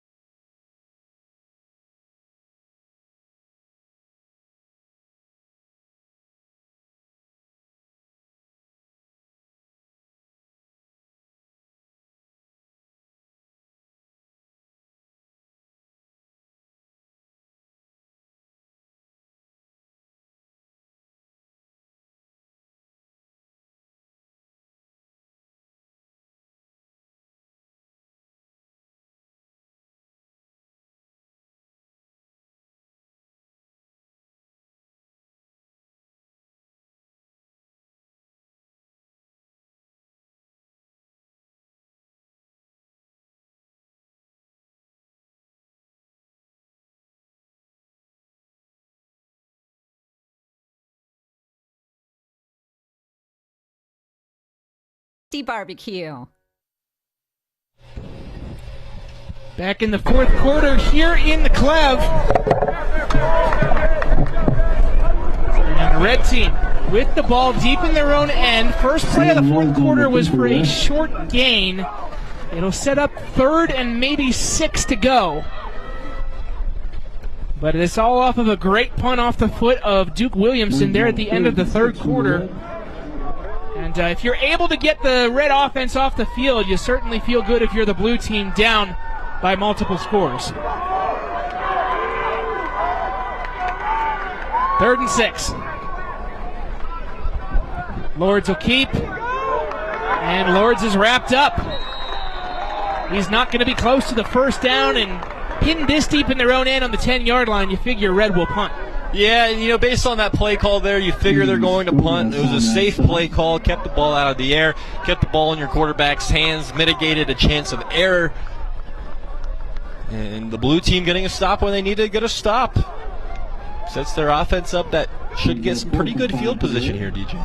We'll see if the Blue O can do anything with it. They have not scored since the first quarter. And here comes the running punt. And that falls out of bounds before crossing midfield, so indeed Blue will have good field position. Critical stat here for the Blue offense. They are 0 of 10 on 3rd down. And that has been the difference maker on the scoreboard right now as they trail 22-8.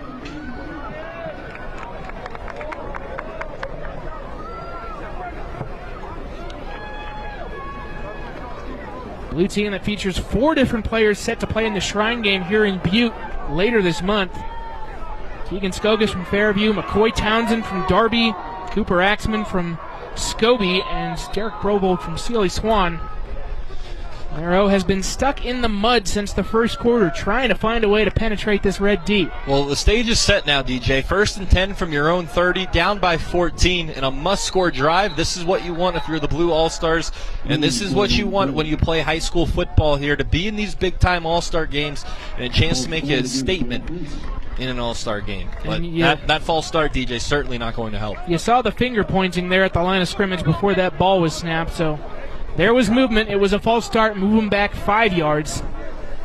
So instead of their excellent field position starting from the 30, they get pushed back to the 35.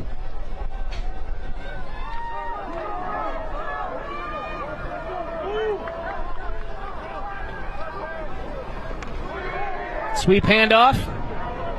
Stays on his feet. And a whole cavalcade of red tacklers finally bring him down back at right around the original line of scrimmage. Fairview's Troy Kars picking up 5 on the first down run. Good run there, and gets the penalty yardage back, and that's what you just want. Positive plays right now for Coach Haley and your offense, especially after the last few drives that this offense has had. You just want to string together some positive plays, get a little bit of momentum going, and see what happens. And here's the pitch over on the left side. That's certainly a positive play.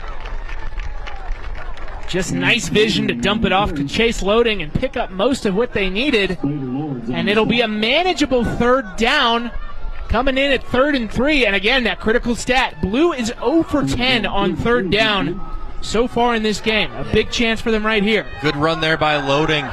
Get him to within 3rd, manageable. There's that first 3rd down conversion of the day, and it's going to be a whole lot more. It's going to be a touchdown. Barrett Bassett waltzes into the end zone, and Blue is back on the scoreboard. Well, don't blink, DJ, but the blue team got the touchdown they needed, and they got it fast thanks to the short field. Barrett Bassett makes the catch, sheds off the tackle, turns around, and it looked like he was ready to make another juke move to avoid a tackler, but he turned around into his own teammate. He was like, "Get out of my way, man. I got an end zone to run into." Barrett Bassett giving Blue a much-needed spark, and they get the 2-point conversion. It's Loading running into the end zone for the 2. And all of a sudden, it's a brand-new ball game. It's Red All-Stars 22. That's what makes 8-man football fun, DJ. 1 touchdown, 1 conversion, and it's a 2-possession game turned into a 1-possession game just like that. And I'll tell you what, this Chance Loading kid, there's a lot of Chiefs fans out in our neck of the woods, DJ, out here in Montana. And a guy that he reminds me of, Isaiah Pacheco. They both wear the same number 10, and they're both very small, and when you look at a running back, but they run angry. As we take a look back at this touchdown here from Bassett, able to shed the tackler, and all he has to do is just run in the end zone. Got his team fired up there, the St. Regis product, committed to play football at UM Western. And then we take a look there at that run in there from Loading, keeping his pads low to the ground, running ferocious, and we have a 6-point ball game. with 12 minutes to go, DJ, and just like that, the momentum goes from the red sideline to the blue sideline. And there wasn't a lot of pressure in this ball game until now. And that pressure all of a sudden is being felt on this red sideline here with 12 minutes left to go, 6-point ball game. Every play becomes a lot more crucial as we go down the final stretch. Brand new ball game, but set on the touchdown. As you mentioned, he's headed off to play for the Bulldogs, and Dillon joining 3 players from the red roster, and then loading with the 2-point conversion. Coming all the way here from Ikalaka, and it looked like that was kind of an onside/squib kick attempt. I'll tell you what, DJ, that almost worked. That ball squirted out of the arms of Waldner there on the initial recovery, but he was able to get back out on top of it. I like it. I like the decision-making there from Coach Haley. You never know what can happen on a play like that. Maybe catch your opposition off guard. But the risk versus reward, now you're setting up this red offense who's been a force over the last 2-3 possessions on a short field. Red offense will start from the 47. Graybo, the QB, nearly picked off, and it is picked off! And that's back-to-back enormous plays for the blue squad to get right back into this game. Quinlan McClure comes down with it. Yeah, the all-conference selection making a big-time play for his all-star team. The old tip drill, DJs. We take a look here. Graybo rolling to his right, throws it up, tipped up, and all McClure had to do was just wait for that ball to fall in his hands. Almost the hardest part of the tip drill is waiting for that ball to fall in your hands, but the nice initial deflection there from Eli O'Neill puts the ball in the air. And just like that, the blue team offense back out on the field, 1 possession away from tying this game, DJ. Now the script has certainly flipped here in the last couple minutes. Kind of a moonball there and brought in for the first down. Dangerous pass, but when you got a big target like 6'3", 215 Derek Brovold down there waiting to receive it, might as well just chuck it up. Well, I'll tell you what, I'm sure Coach Haley was holding his breath while that ball was in the air because that looked like nothing but trouble. But when you have a 6'3" frame out there and Derek Brovold as your target, you like your chances, and Brovold did exactly what he needed to do. Boxed out his defender, made a great hands catch and a nice grab to get a 1st and 10 here for the Blue All-Stars. Chains advance. They go back to the ground on the new set of first downs. And I'll tell you what, I'm sure that's not the first time Coach Haley saw a moonball there from Irwin to Brovold, those 2 Sealy Swan products making a lot of connections during their days during the regular season. Blake Irwin's just like us. He plans to study broadcasting at Montana. Maybe he'll be in the booth calling the club one day. Top 10 broadcasting school, DJ, U of M. He throws it up there, takes a shot. And that ball is well defended. Risky pass there. Garrett Wagner looked like he was in the vicinity there and making a play on that ball. And take a look at our replay here. That ball, a little bit of a deflection, almost gave a chance for Slater Lordskin there and get an interception. If you're the blue team right now, you want to put points on the board. Don't turn the ball over after getting a turnover yourself here as we tick down inside 11 minutes. 3rd and 7. And movements. You see the false start motion coming from the far sideline. That's going to push Blue back 5 more yards to make it 3rd and 12. Sun is now setting beyond the horizon. Rains have fully stopped. We're in the 4th quarter of the Clev, and it's a good one. 22-16. Red team jumped out all over Blue across the 2nd and 3rd quarters. But the Blue All-Stars have made it interesting here late. Ball will be placed back on the 45-yard line for this 3rd and 12.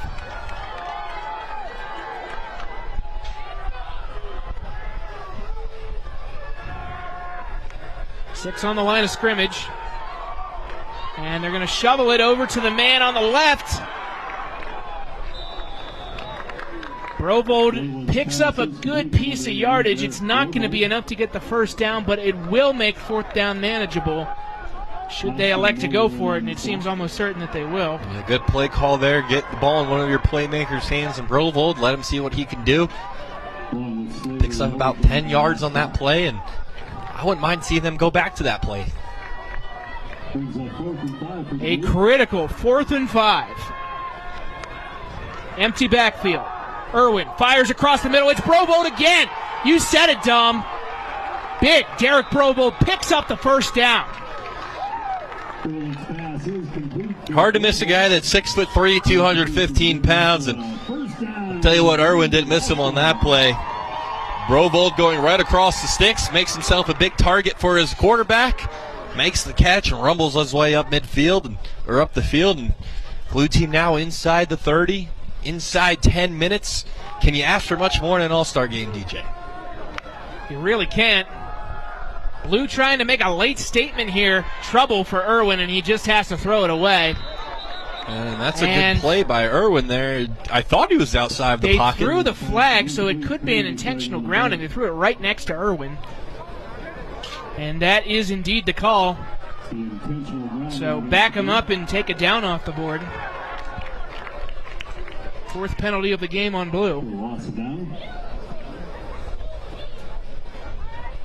You know, I will say for Blue, despite their struggles on 3rd down where they're just 1 of 12, they are 3 of 6 on 4th down.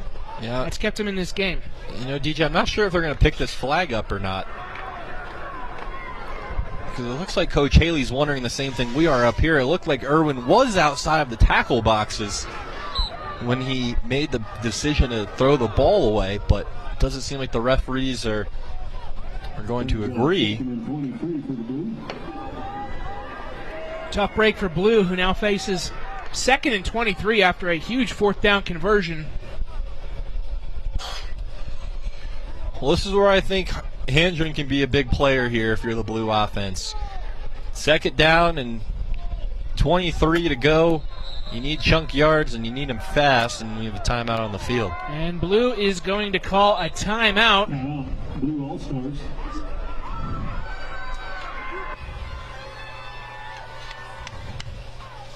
And while we're in this timeout, let's take a moment to congratulate the inaugural AA baseball state champions, the Sentinel Spartans.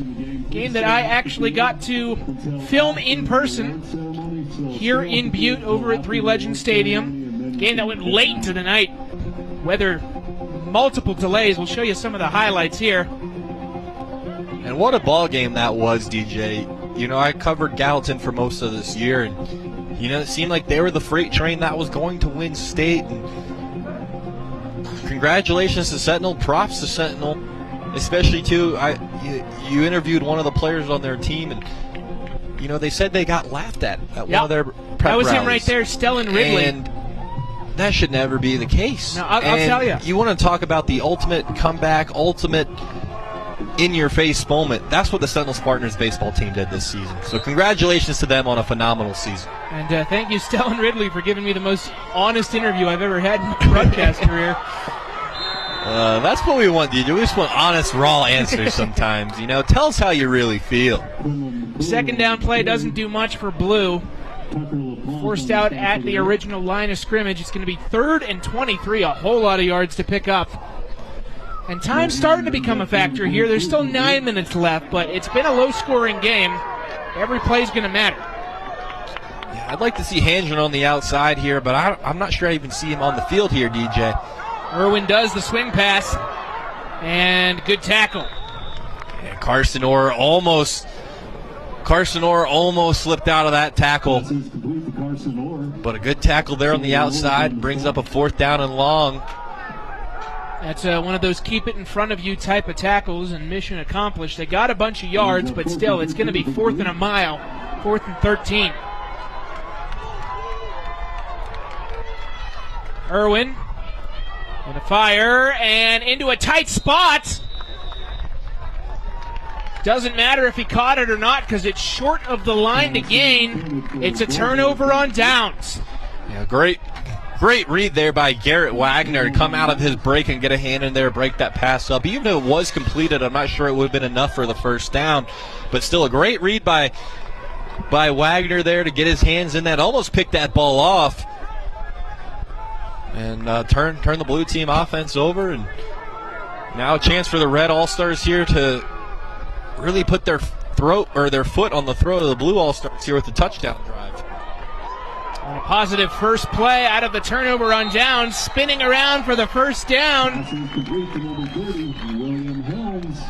That's Will Helms, the man that we said is committed to go play all the way across the country at Elon, North Carolina. Picks up a big first down in his final high school game. Now time's starting to become a little bit of a factor here, DJ, as we tick down inside 8 minutes. You figure even if the Blue All-Stars get the red team to go 3 and out here on this series, or on this set of downs, you're getting the ball back at about the 6 minute mark. So if you're Coach Haley, you want to start thinking about when to use those timeouts.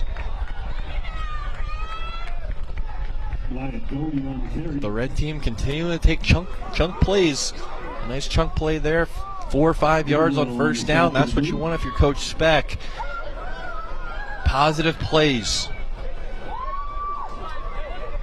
And also plays that burn time off the clock. We're now down to 7 minutes, 20 seconds. Red team clinging onto a 6-point lead. Staying in bounds, if you're a red team offensive player, it's going to be very important. You want to keep that clock rolling, like you said, Deej. We'll do it once more. Helms just got good speed. And this sort of screen pass game that the red offense has decided to operate with right now is working. Blue's giving him too much space. Pick up 5 yards. Sets up 3rd and short, 3rd and 2. And if you're Coach Speck, I'm not sure you could have asked for a better sequence of plays here. Pick up 5 yards on first down, 4 yards on second down, keep the clock rolling, and you have a 3rd and short. Every coach's dream right here. Graybo keeping it. Man, just that burst that he's got. He was already 10 yards past the line to gain before he finally got brought down. I mean, he's got everything you want from an FCS player. He's got speed, he's got size. Take a look on the replay here.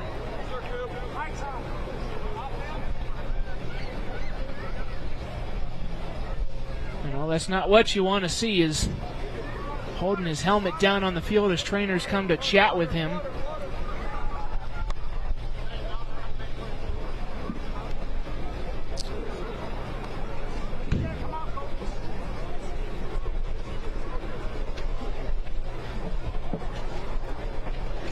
And medical personnel just checking on him, making sure that he's all right.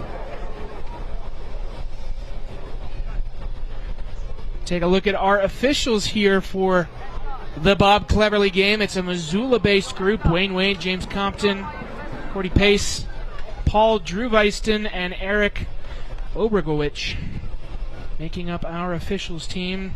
Big thank you to them and all of our MHSA officials who have a tough job. You know, DJ, I thought I had a complicated last name to say, but then I saw a couple of those officials there. I think they might have me beat in the complicated last name department. Thankfully, we have pronunciations correct for all the players. I actually got to talk with the coaches and make sure those are right. Didn't have the same luxury for the officials, so I'm sorry if I butchered those. But good to see that Graybo is back onto his feet. They're going to head him over to the sideline and get the replacement QB in. That'll be Slater Lords.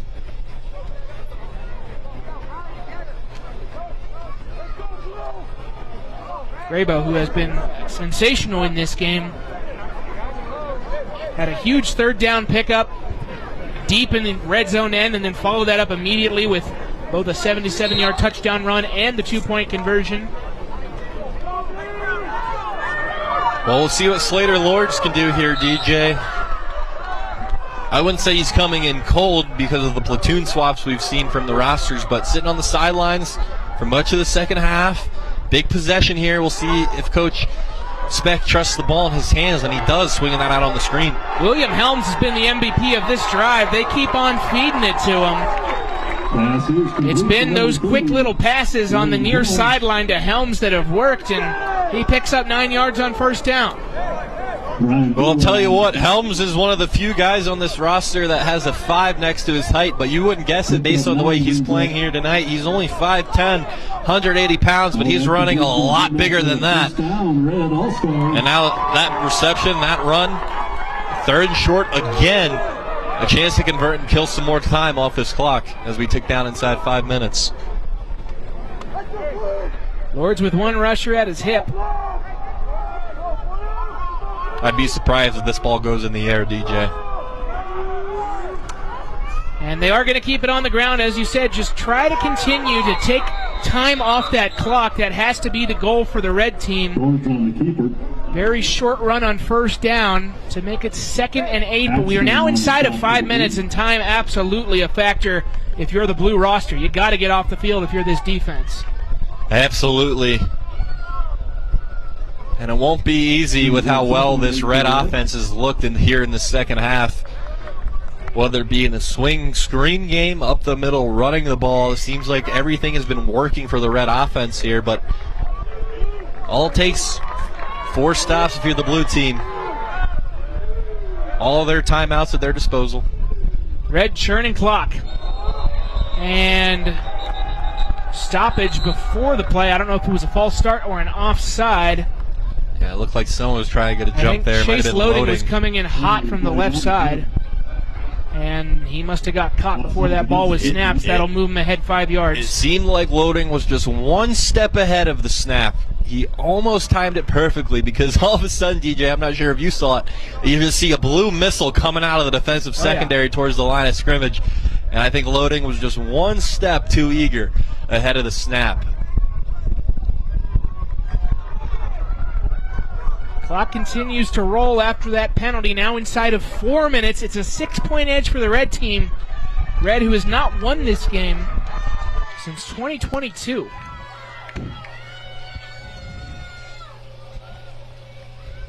Lord's keeper. And Lord's nice piece of running out of the QB backfield. Move those chains. It's a first down for Red, and time continues to tick. If you're Coach Haley, you have to start thinking about maybe using some of these timeouts here after this first down snap. Fresh set of downs for the Red All-Stars. Inside 3.5 minutes to go. Time is certainly not on your side here. So definitely look for Coach Haley to start using some timeouts. And if you're the blue team, this is where you need to dig in and just get 3 stops. Force a field goal attempt, force a 4th down opportunity. Because even a field goal here, DJ, all but ices this ball game. Fresh set of downs for Lords and company from the 15. Lords under pressure, loses the football. Ball is still free. This is Blue's big chance. It's scooped up. Heading the other way is Caleb Fry. Caleb Fry down the near sideline. No one's going to touch him. And Blue has scored. What a turn of events, DJ. That is a 85-yard return on the fumble recovery by Caleb Fry. And we are tied at 22. What a play by Fry. But you also have to question the play call from Coach Speck and the coaches there on the red team. I don't think they put the ball in the air other than 1 time on that current drive. And, you know, you have a fresh set of downs at the 15-yard line, and that's the time you decide to throw the ball in the air. Pressure breaks down. Lords gets hit from behind. That was Cooper Axman that caused the fumble, and Fry, right place, right time. And we know that these kids are athletes. He turns on the Jets. It doesn't matter. He's playing linebacker, defensive end. Doesn't matter. He's an athlete. He turned on the Jets, and now the blue team a chance to take the lead. And DJ, they will. It's Williamson, DJ. How about that? Duke Williamson has just given the blue team the lead. Stunning turn of events here in the Cleb. It looked like Red was all but ready to ice the game. And then all of a sudden, a fumble and an 85-yard return all the way to the house, followed by the 2, has the blue team on top. What a turn of events, DJ. As we take a look again, Axman getting in the backfield, causes the fumble. Fry, right place, right time. Scoops and scores and right into your living room, folks. That is the touchdown that puts the blue team ahead 24-22 after the conversion. I wonder if those wings on his helmet he got from being teammates with the Sealy Swan guys gave him wings on that return, because he was storming down the sideline. The product all the way from Ekalaka. That is a long way from here. Well, now if you're the red team and you're Coach Speck, you just have to call your boys over and say, look, calm down. We have 2 minutes and 43 seconds, 2 timeouts, and we're down by a field goal. We are fine. And then if you're Coach Haley and the Blue All-Stars, you have to calm your guys down and tell them, hey, we still have 2 minutes and 43 seconds to play. This game is not over. Lock in for the next 2 minutes change, and we'll leave as 8-man All-Star champions. Kick from Goldberg, fielded around the 15-yard line. Decent return to get up to about the 20. Landon Downing doing the work on that one. Downing on the run back. Skokos on the stop. The 1st and 10 Red All-Stars from the 30-yard line. Well, this is what you want. This is what you sign up for to play when you sign up to play high school football. It's to be a state champion. It's to play at all-star games, DJ, and that's your names in history books. And these guys have a chance to do it. 2:37 to go. The pitch.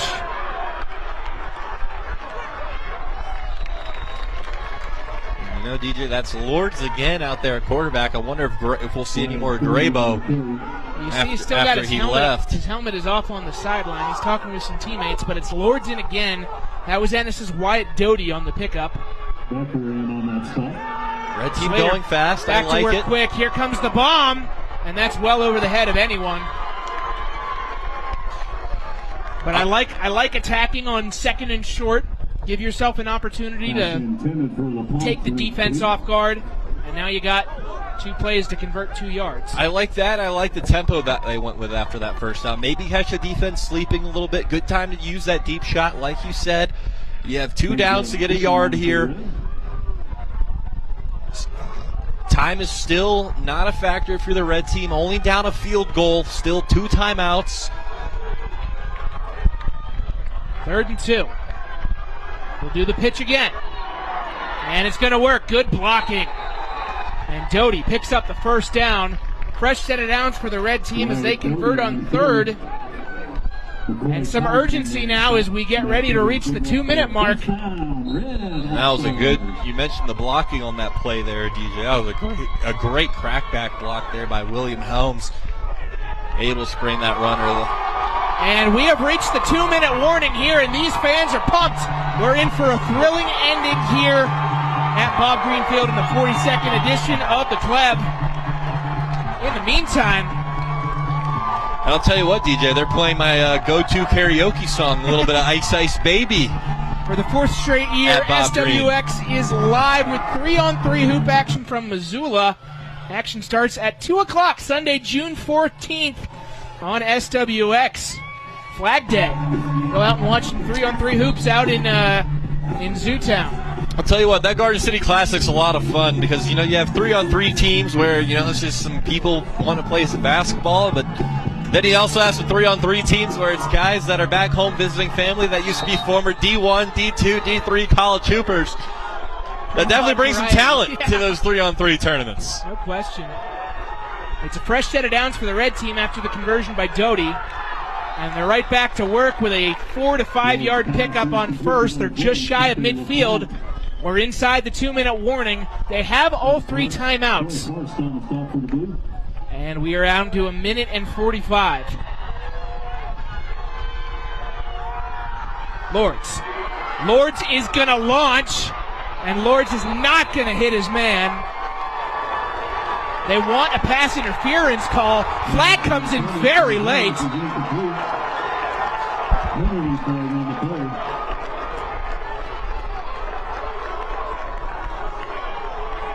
And we'll wait to see what the call is here.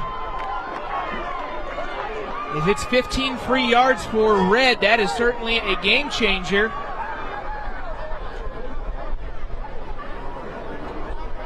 Officials are going to sort this one out, and it is indeed a pass interference call on Blue. That'll refresh the downs for Red. Let's take another look on our replay here. Yeah, late flag, and definitely got there a little bit early. It looked like that was Townsend. You can see the getting jersey his arm grab. there and there, and just ever so slightly early. It's always easy to make the read on our replays when you can watch it back. Right. And that was a good call by the referee. Good job of them getting together, even though it was a late flag. When you see a late flag, you may not always agree with the call, but that was the right call. And the Red team now continuing their drive. Breathing some new life into them, and that's a nice tackle in the backfield by Skogas. Skogas was a two-time All-State selection and showing it why, and now Red is going to be forced to burn its first time out. Red All-Stars.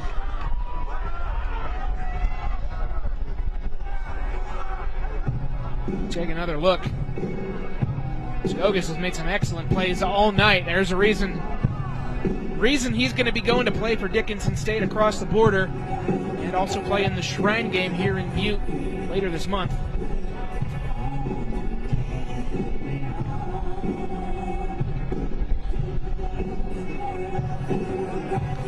Inside a minute and 20 seconds. This is as tight as it gets. We saw a thriller here in the Clev last year. It was the Red team that led with 30 seconds to go before Blue went ahead with 30 seconds left on a touchdown run by Culbertson's Bridger Salvavold. Are we going to see the inverse here happen with the Red team scoring instead? We've got 1:20 to figure it out. Drops the ball. It's incomplete. That'll bring up 3rd and 12. And you hear the elation coming from some of these Blue fans that for much of the middle of the game were kind of stunned silence, and then all of a sudden this game flipped on its head. An 85-yard fumble return touchdown by Caleb Fry to give Blue a 24-22 lead. Red faces 3rd and 12 with 1:16 to go and 2 timeouts. Lords, and he's brought down!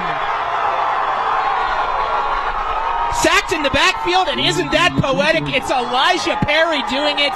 Perry, who was added to this roster, he was not an initial Clev game selection. He was added after a teammate was injured, and he comes in and makes possibly the play of the game thus far. Take a look at our replay here, DJ, and that's what you want. A guy that's relentless effort, and that's exactly what Perry is, the shoestring tackle on Lord. And he's showing the people that made these selections why you should have been an automatic selection. Don't save me for a reserve spot. I'm an all-star, and I'm going to make a play of the game. And that's exactly what Perry did, at least up to this moment. I'll tell you, that's 8-man in a nutshell right there, is you have an opportunity presented in front of you and you go and take it. Now, DJ, can you ask for much more? A beautiful sunset over the mountains here in Butte, America. 8-man all-star game, Bob Cleverley Classic, 2-point ball game, a minute to play. This is what you live for. What do they have on 4th and 14? This could be for the game. Lords in trouble. He's brought down! And the sack! Connor Goldborg and Duke Williamson getting in there, and that might have just clinched the game for Blue. You know, it's not a matter of when we call your name, DJ, or if we call your name, it's when we call your name. You know, all game long we've been calling Duke Williamson's name.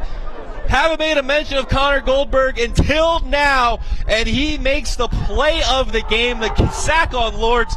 Williamson coming in to clean up the job. And for the 4th straight year, Gage, it looks like the Blue team will be walking away as Bob Cleverley 8-man all-star champions. With 2 timeouts and just a minute left on the clock. And it's some tricky math if you're the Red team.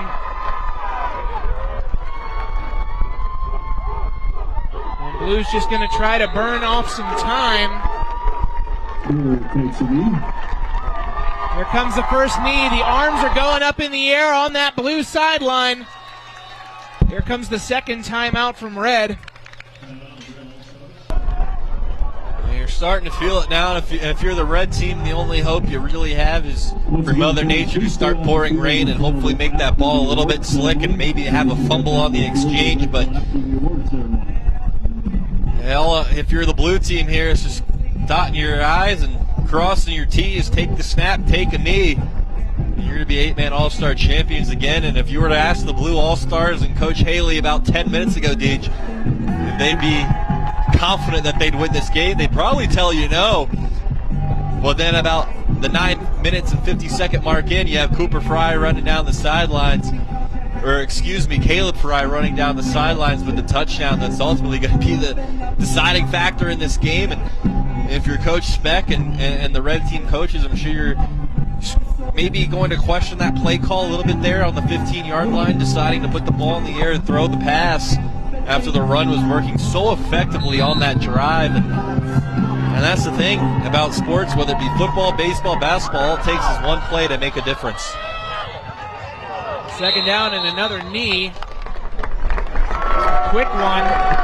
You can hear it, DJ. The fans of the Blue All-Stars starting to make some noise, get on their feet. At this point, it seems all but certain that Blue is going to win the All-Star game, the Clev, for the fourth consecutive time. Again, doesn't necessarily mean it's the same schools every time because of the way they alternate, but those blue jerseys have been victorious now for an entire high school career. And the final kneel down comes. The last 14 seconds will tick off the clock to 0. And for the fourth consecutive year, the blue team has won the Clev. 24-22 in a sport where offense often reigns king. It's a defensive play that clinches the Clev for Blue. Put your hands together for all your Bob Cleverley. They say defense wins championships, DJ. Apparently defense wins the Bob Cleverley 8-man All-Star Football Classic. And it was Caleb Fry that has the game-winning touchdown, the scoop and score off the fumble created from Cooper Axman. And for the fourth straight year, DJ, it's the blue team walking off the field victorious. We'll wrap up the 42nd annual Clev here on SWX right after this. Don't go anywhere.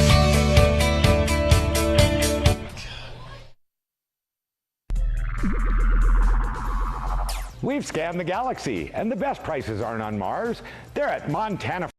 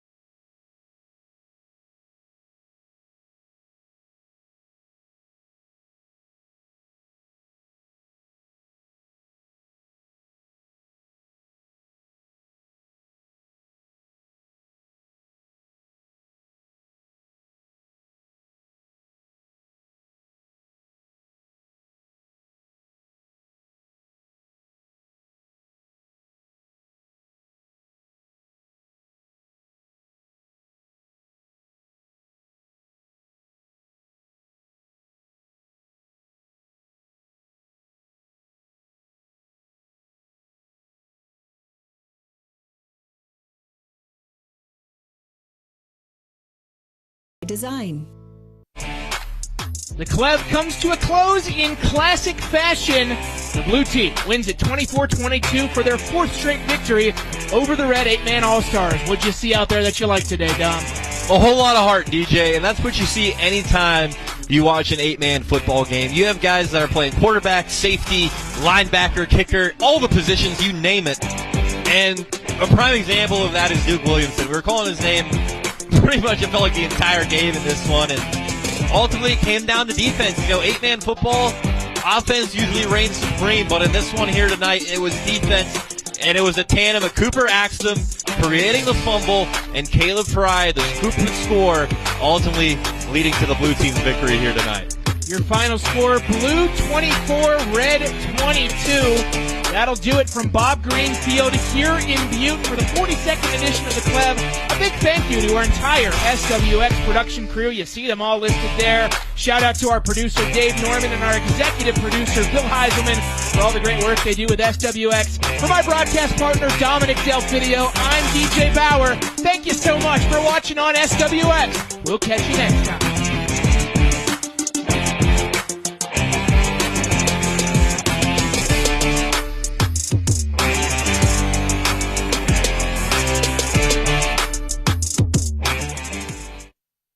My favorite part of the job is helping people, genuinely being able to have somebody come in pain and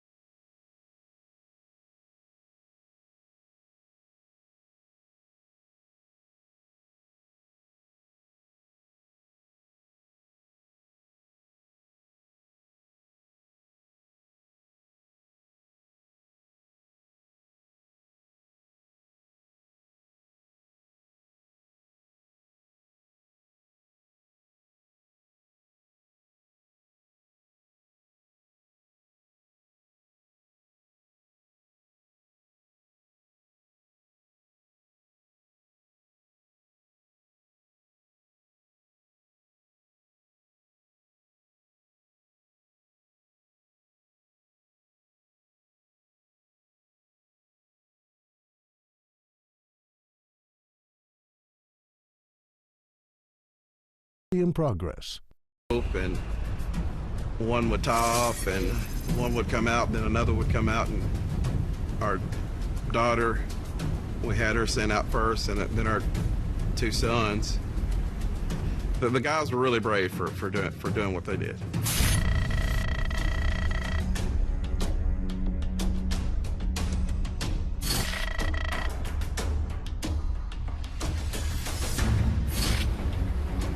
I just had this huge rush of adrenaline, so I managed to find ledges on the side of the Exxon building and grab onto them and start pulling myself up until I was on top of the building.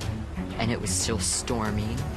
There was lightning and thunder, and I was on top of a big metal building that was wet, so I was afraid I was gonna get struck by lightning.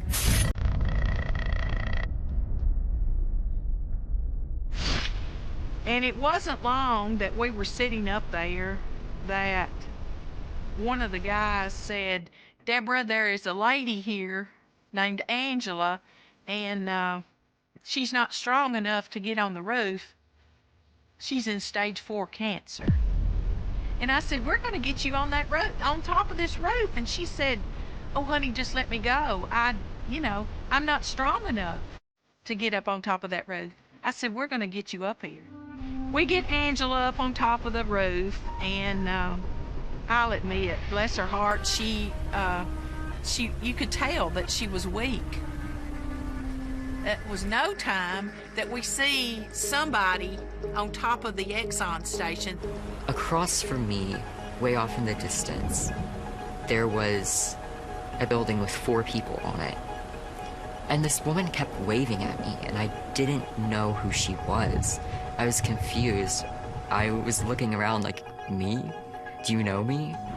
And eventually I realized, wait, is that Mom? And we have this thing we do. We hold up 4 fingers for LOVE. And I saw her doing that. And I screamed, are you Mom? And she took every bit of energy she had to scream back, yes. And they started doing signs to each other. She was so overjoyed at that. She said, oh, I'm so glad you lived, you know.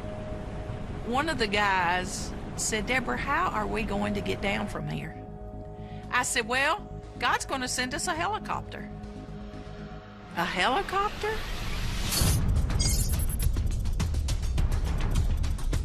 My name is Joe Boyers. I work at Hellstar Aviation in Nashville, Tennessee. I've been a helicopter pilot since 2005. I've got about 7,000 hours. The night before the event, I was getting my fiance ready for her check ride. She was becoming a helicopter pilot that next morning. Passed it with flying colors. So I was really excited, and we were ready to have soup in bed and just watch movies and enjoy the victory. It was a little bit interrupted by a call that I got, and it was a woman on the other side of the phone that was kind of frantic. And she told me that she had gotten a call from her brother in Waverly, Tennessee, and he was on a rooftop. And she wanted us to go ahead and see if we could get that particular person off the rooftop. I immediately looked to the west in the direction of Waverly and realized it was really low ceilings and visibility. And there's just a deck of clouds all the way down, almost to the trees. I called one of my employees and had him take the doors off and top off the main tank of the helicopter I was going to take. And then we took off. On the way there, it was the most dicey. So people don't realize the only thing in a helicopter that's dangerous is bad visibility. And that's exactly what we were flying into.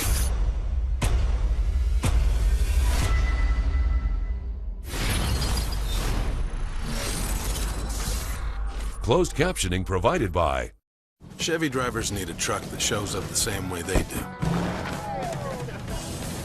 That's why Chevy Silverado is #1 in manufacturer loyalty. So they can go where others won't, make their own way there, and always get it done. And as long as Chevy people keep showing up, we'll keep building trucks that do the same. Right now, get 0% financing for 5 years on all 2026 Silverado 1500 models. Chevrolet. Together, let's drive.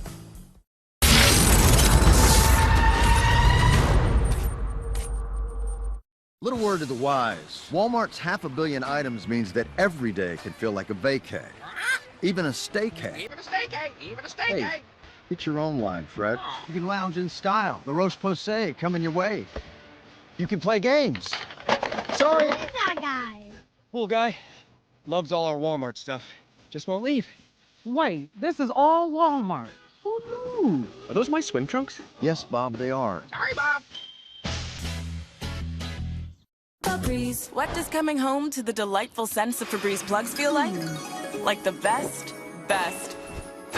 welcome home ever. Because Febreze has a microchip to control scent release, so it's first day fresh for 50 days. And a refill reminder light so that freshness never ends. Want to make the best even better? Try Plug Scent Booster with 3 intensity settings, flexible placement, plus a boost button for extra scent.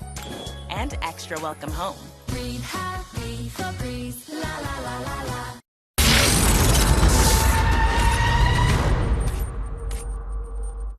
Knock, knock, Capital One Bank guy. I just moved into the neighborhood. Can I borrow some Wi-Fi? That's what the Capital One Cafe is here for. Open 7 days a week. Oh, can I use your ATM? Anything for a neighbor. What's in your wallet? All pizzas at Domino's are half off this week. Yeah, that's right, all of them. So many pizzas, so many ways to get them. You can order online, go in store, or call. Get 50% off this week however you order at Domino's. Protecting what you care about is important to you, so it's important to Allstate. That's why we have a plan to protect just about anything, like this car. Up, up. And this awesome bike. The stuff in that apartment you're renting, it's protected. This golf cart, it's protected. Hey, don't worry, that phone's protected too. Protection for just about every part of life, no matter what kind of life you have. If it's important to you, it's important to us. You're in good hands with Allstate. Good boy. Moderate to severe Crohn's disease or ulcerative colitis symptoms can keep you out of the picture. Now, there's Skyrizi. I've got places to go and I'm feeling free. Control of my symptoms means everything to me. Control is everything to me. Get back in the picture. Skyrizi is proven to help deliver relief, repair, and remission. Feel significant symptom relief as early as 4 weeks. Skyrizi is proven to help visibly repair damage of the intestinal lining at 12 weeks and 1 year, and help people achieve lasting remission. Don't use if allergic. Serious allergic reactions, increased infections, or lower ability to fight them may occur. Before treatment, get checked for infections and TB. Tell your doctor about any flu-like symptoms or vaccines. Liver problems leading to hospitalization may occur when treated for Crohn's or UC. Ready to get back in the picture with Skyrizi?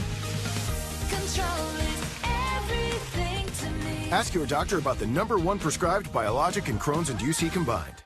Over time, moss, mold, and mildew stains cover your home, and cleaning them is too much work. You need Wet and Forget, the easy bleach-free way to clean tough outdoor stains. For decks, patios, and cushions, use Wet and Forget Outdoor Spaces.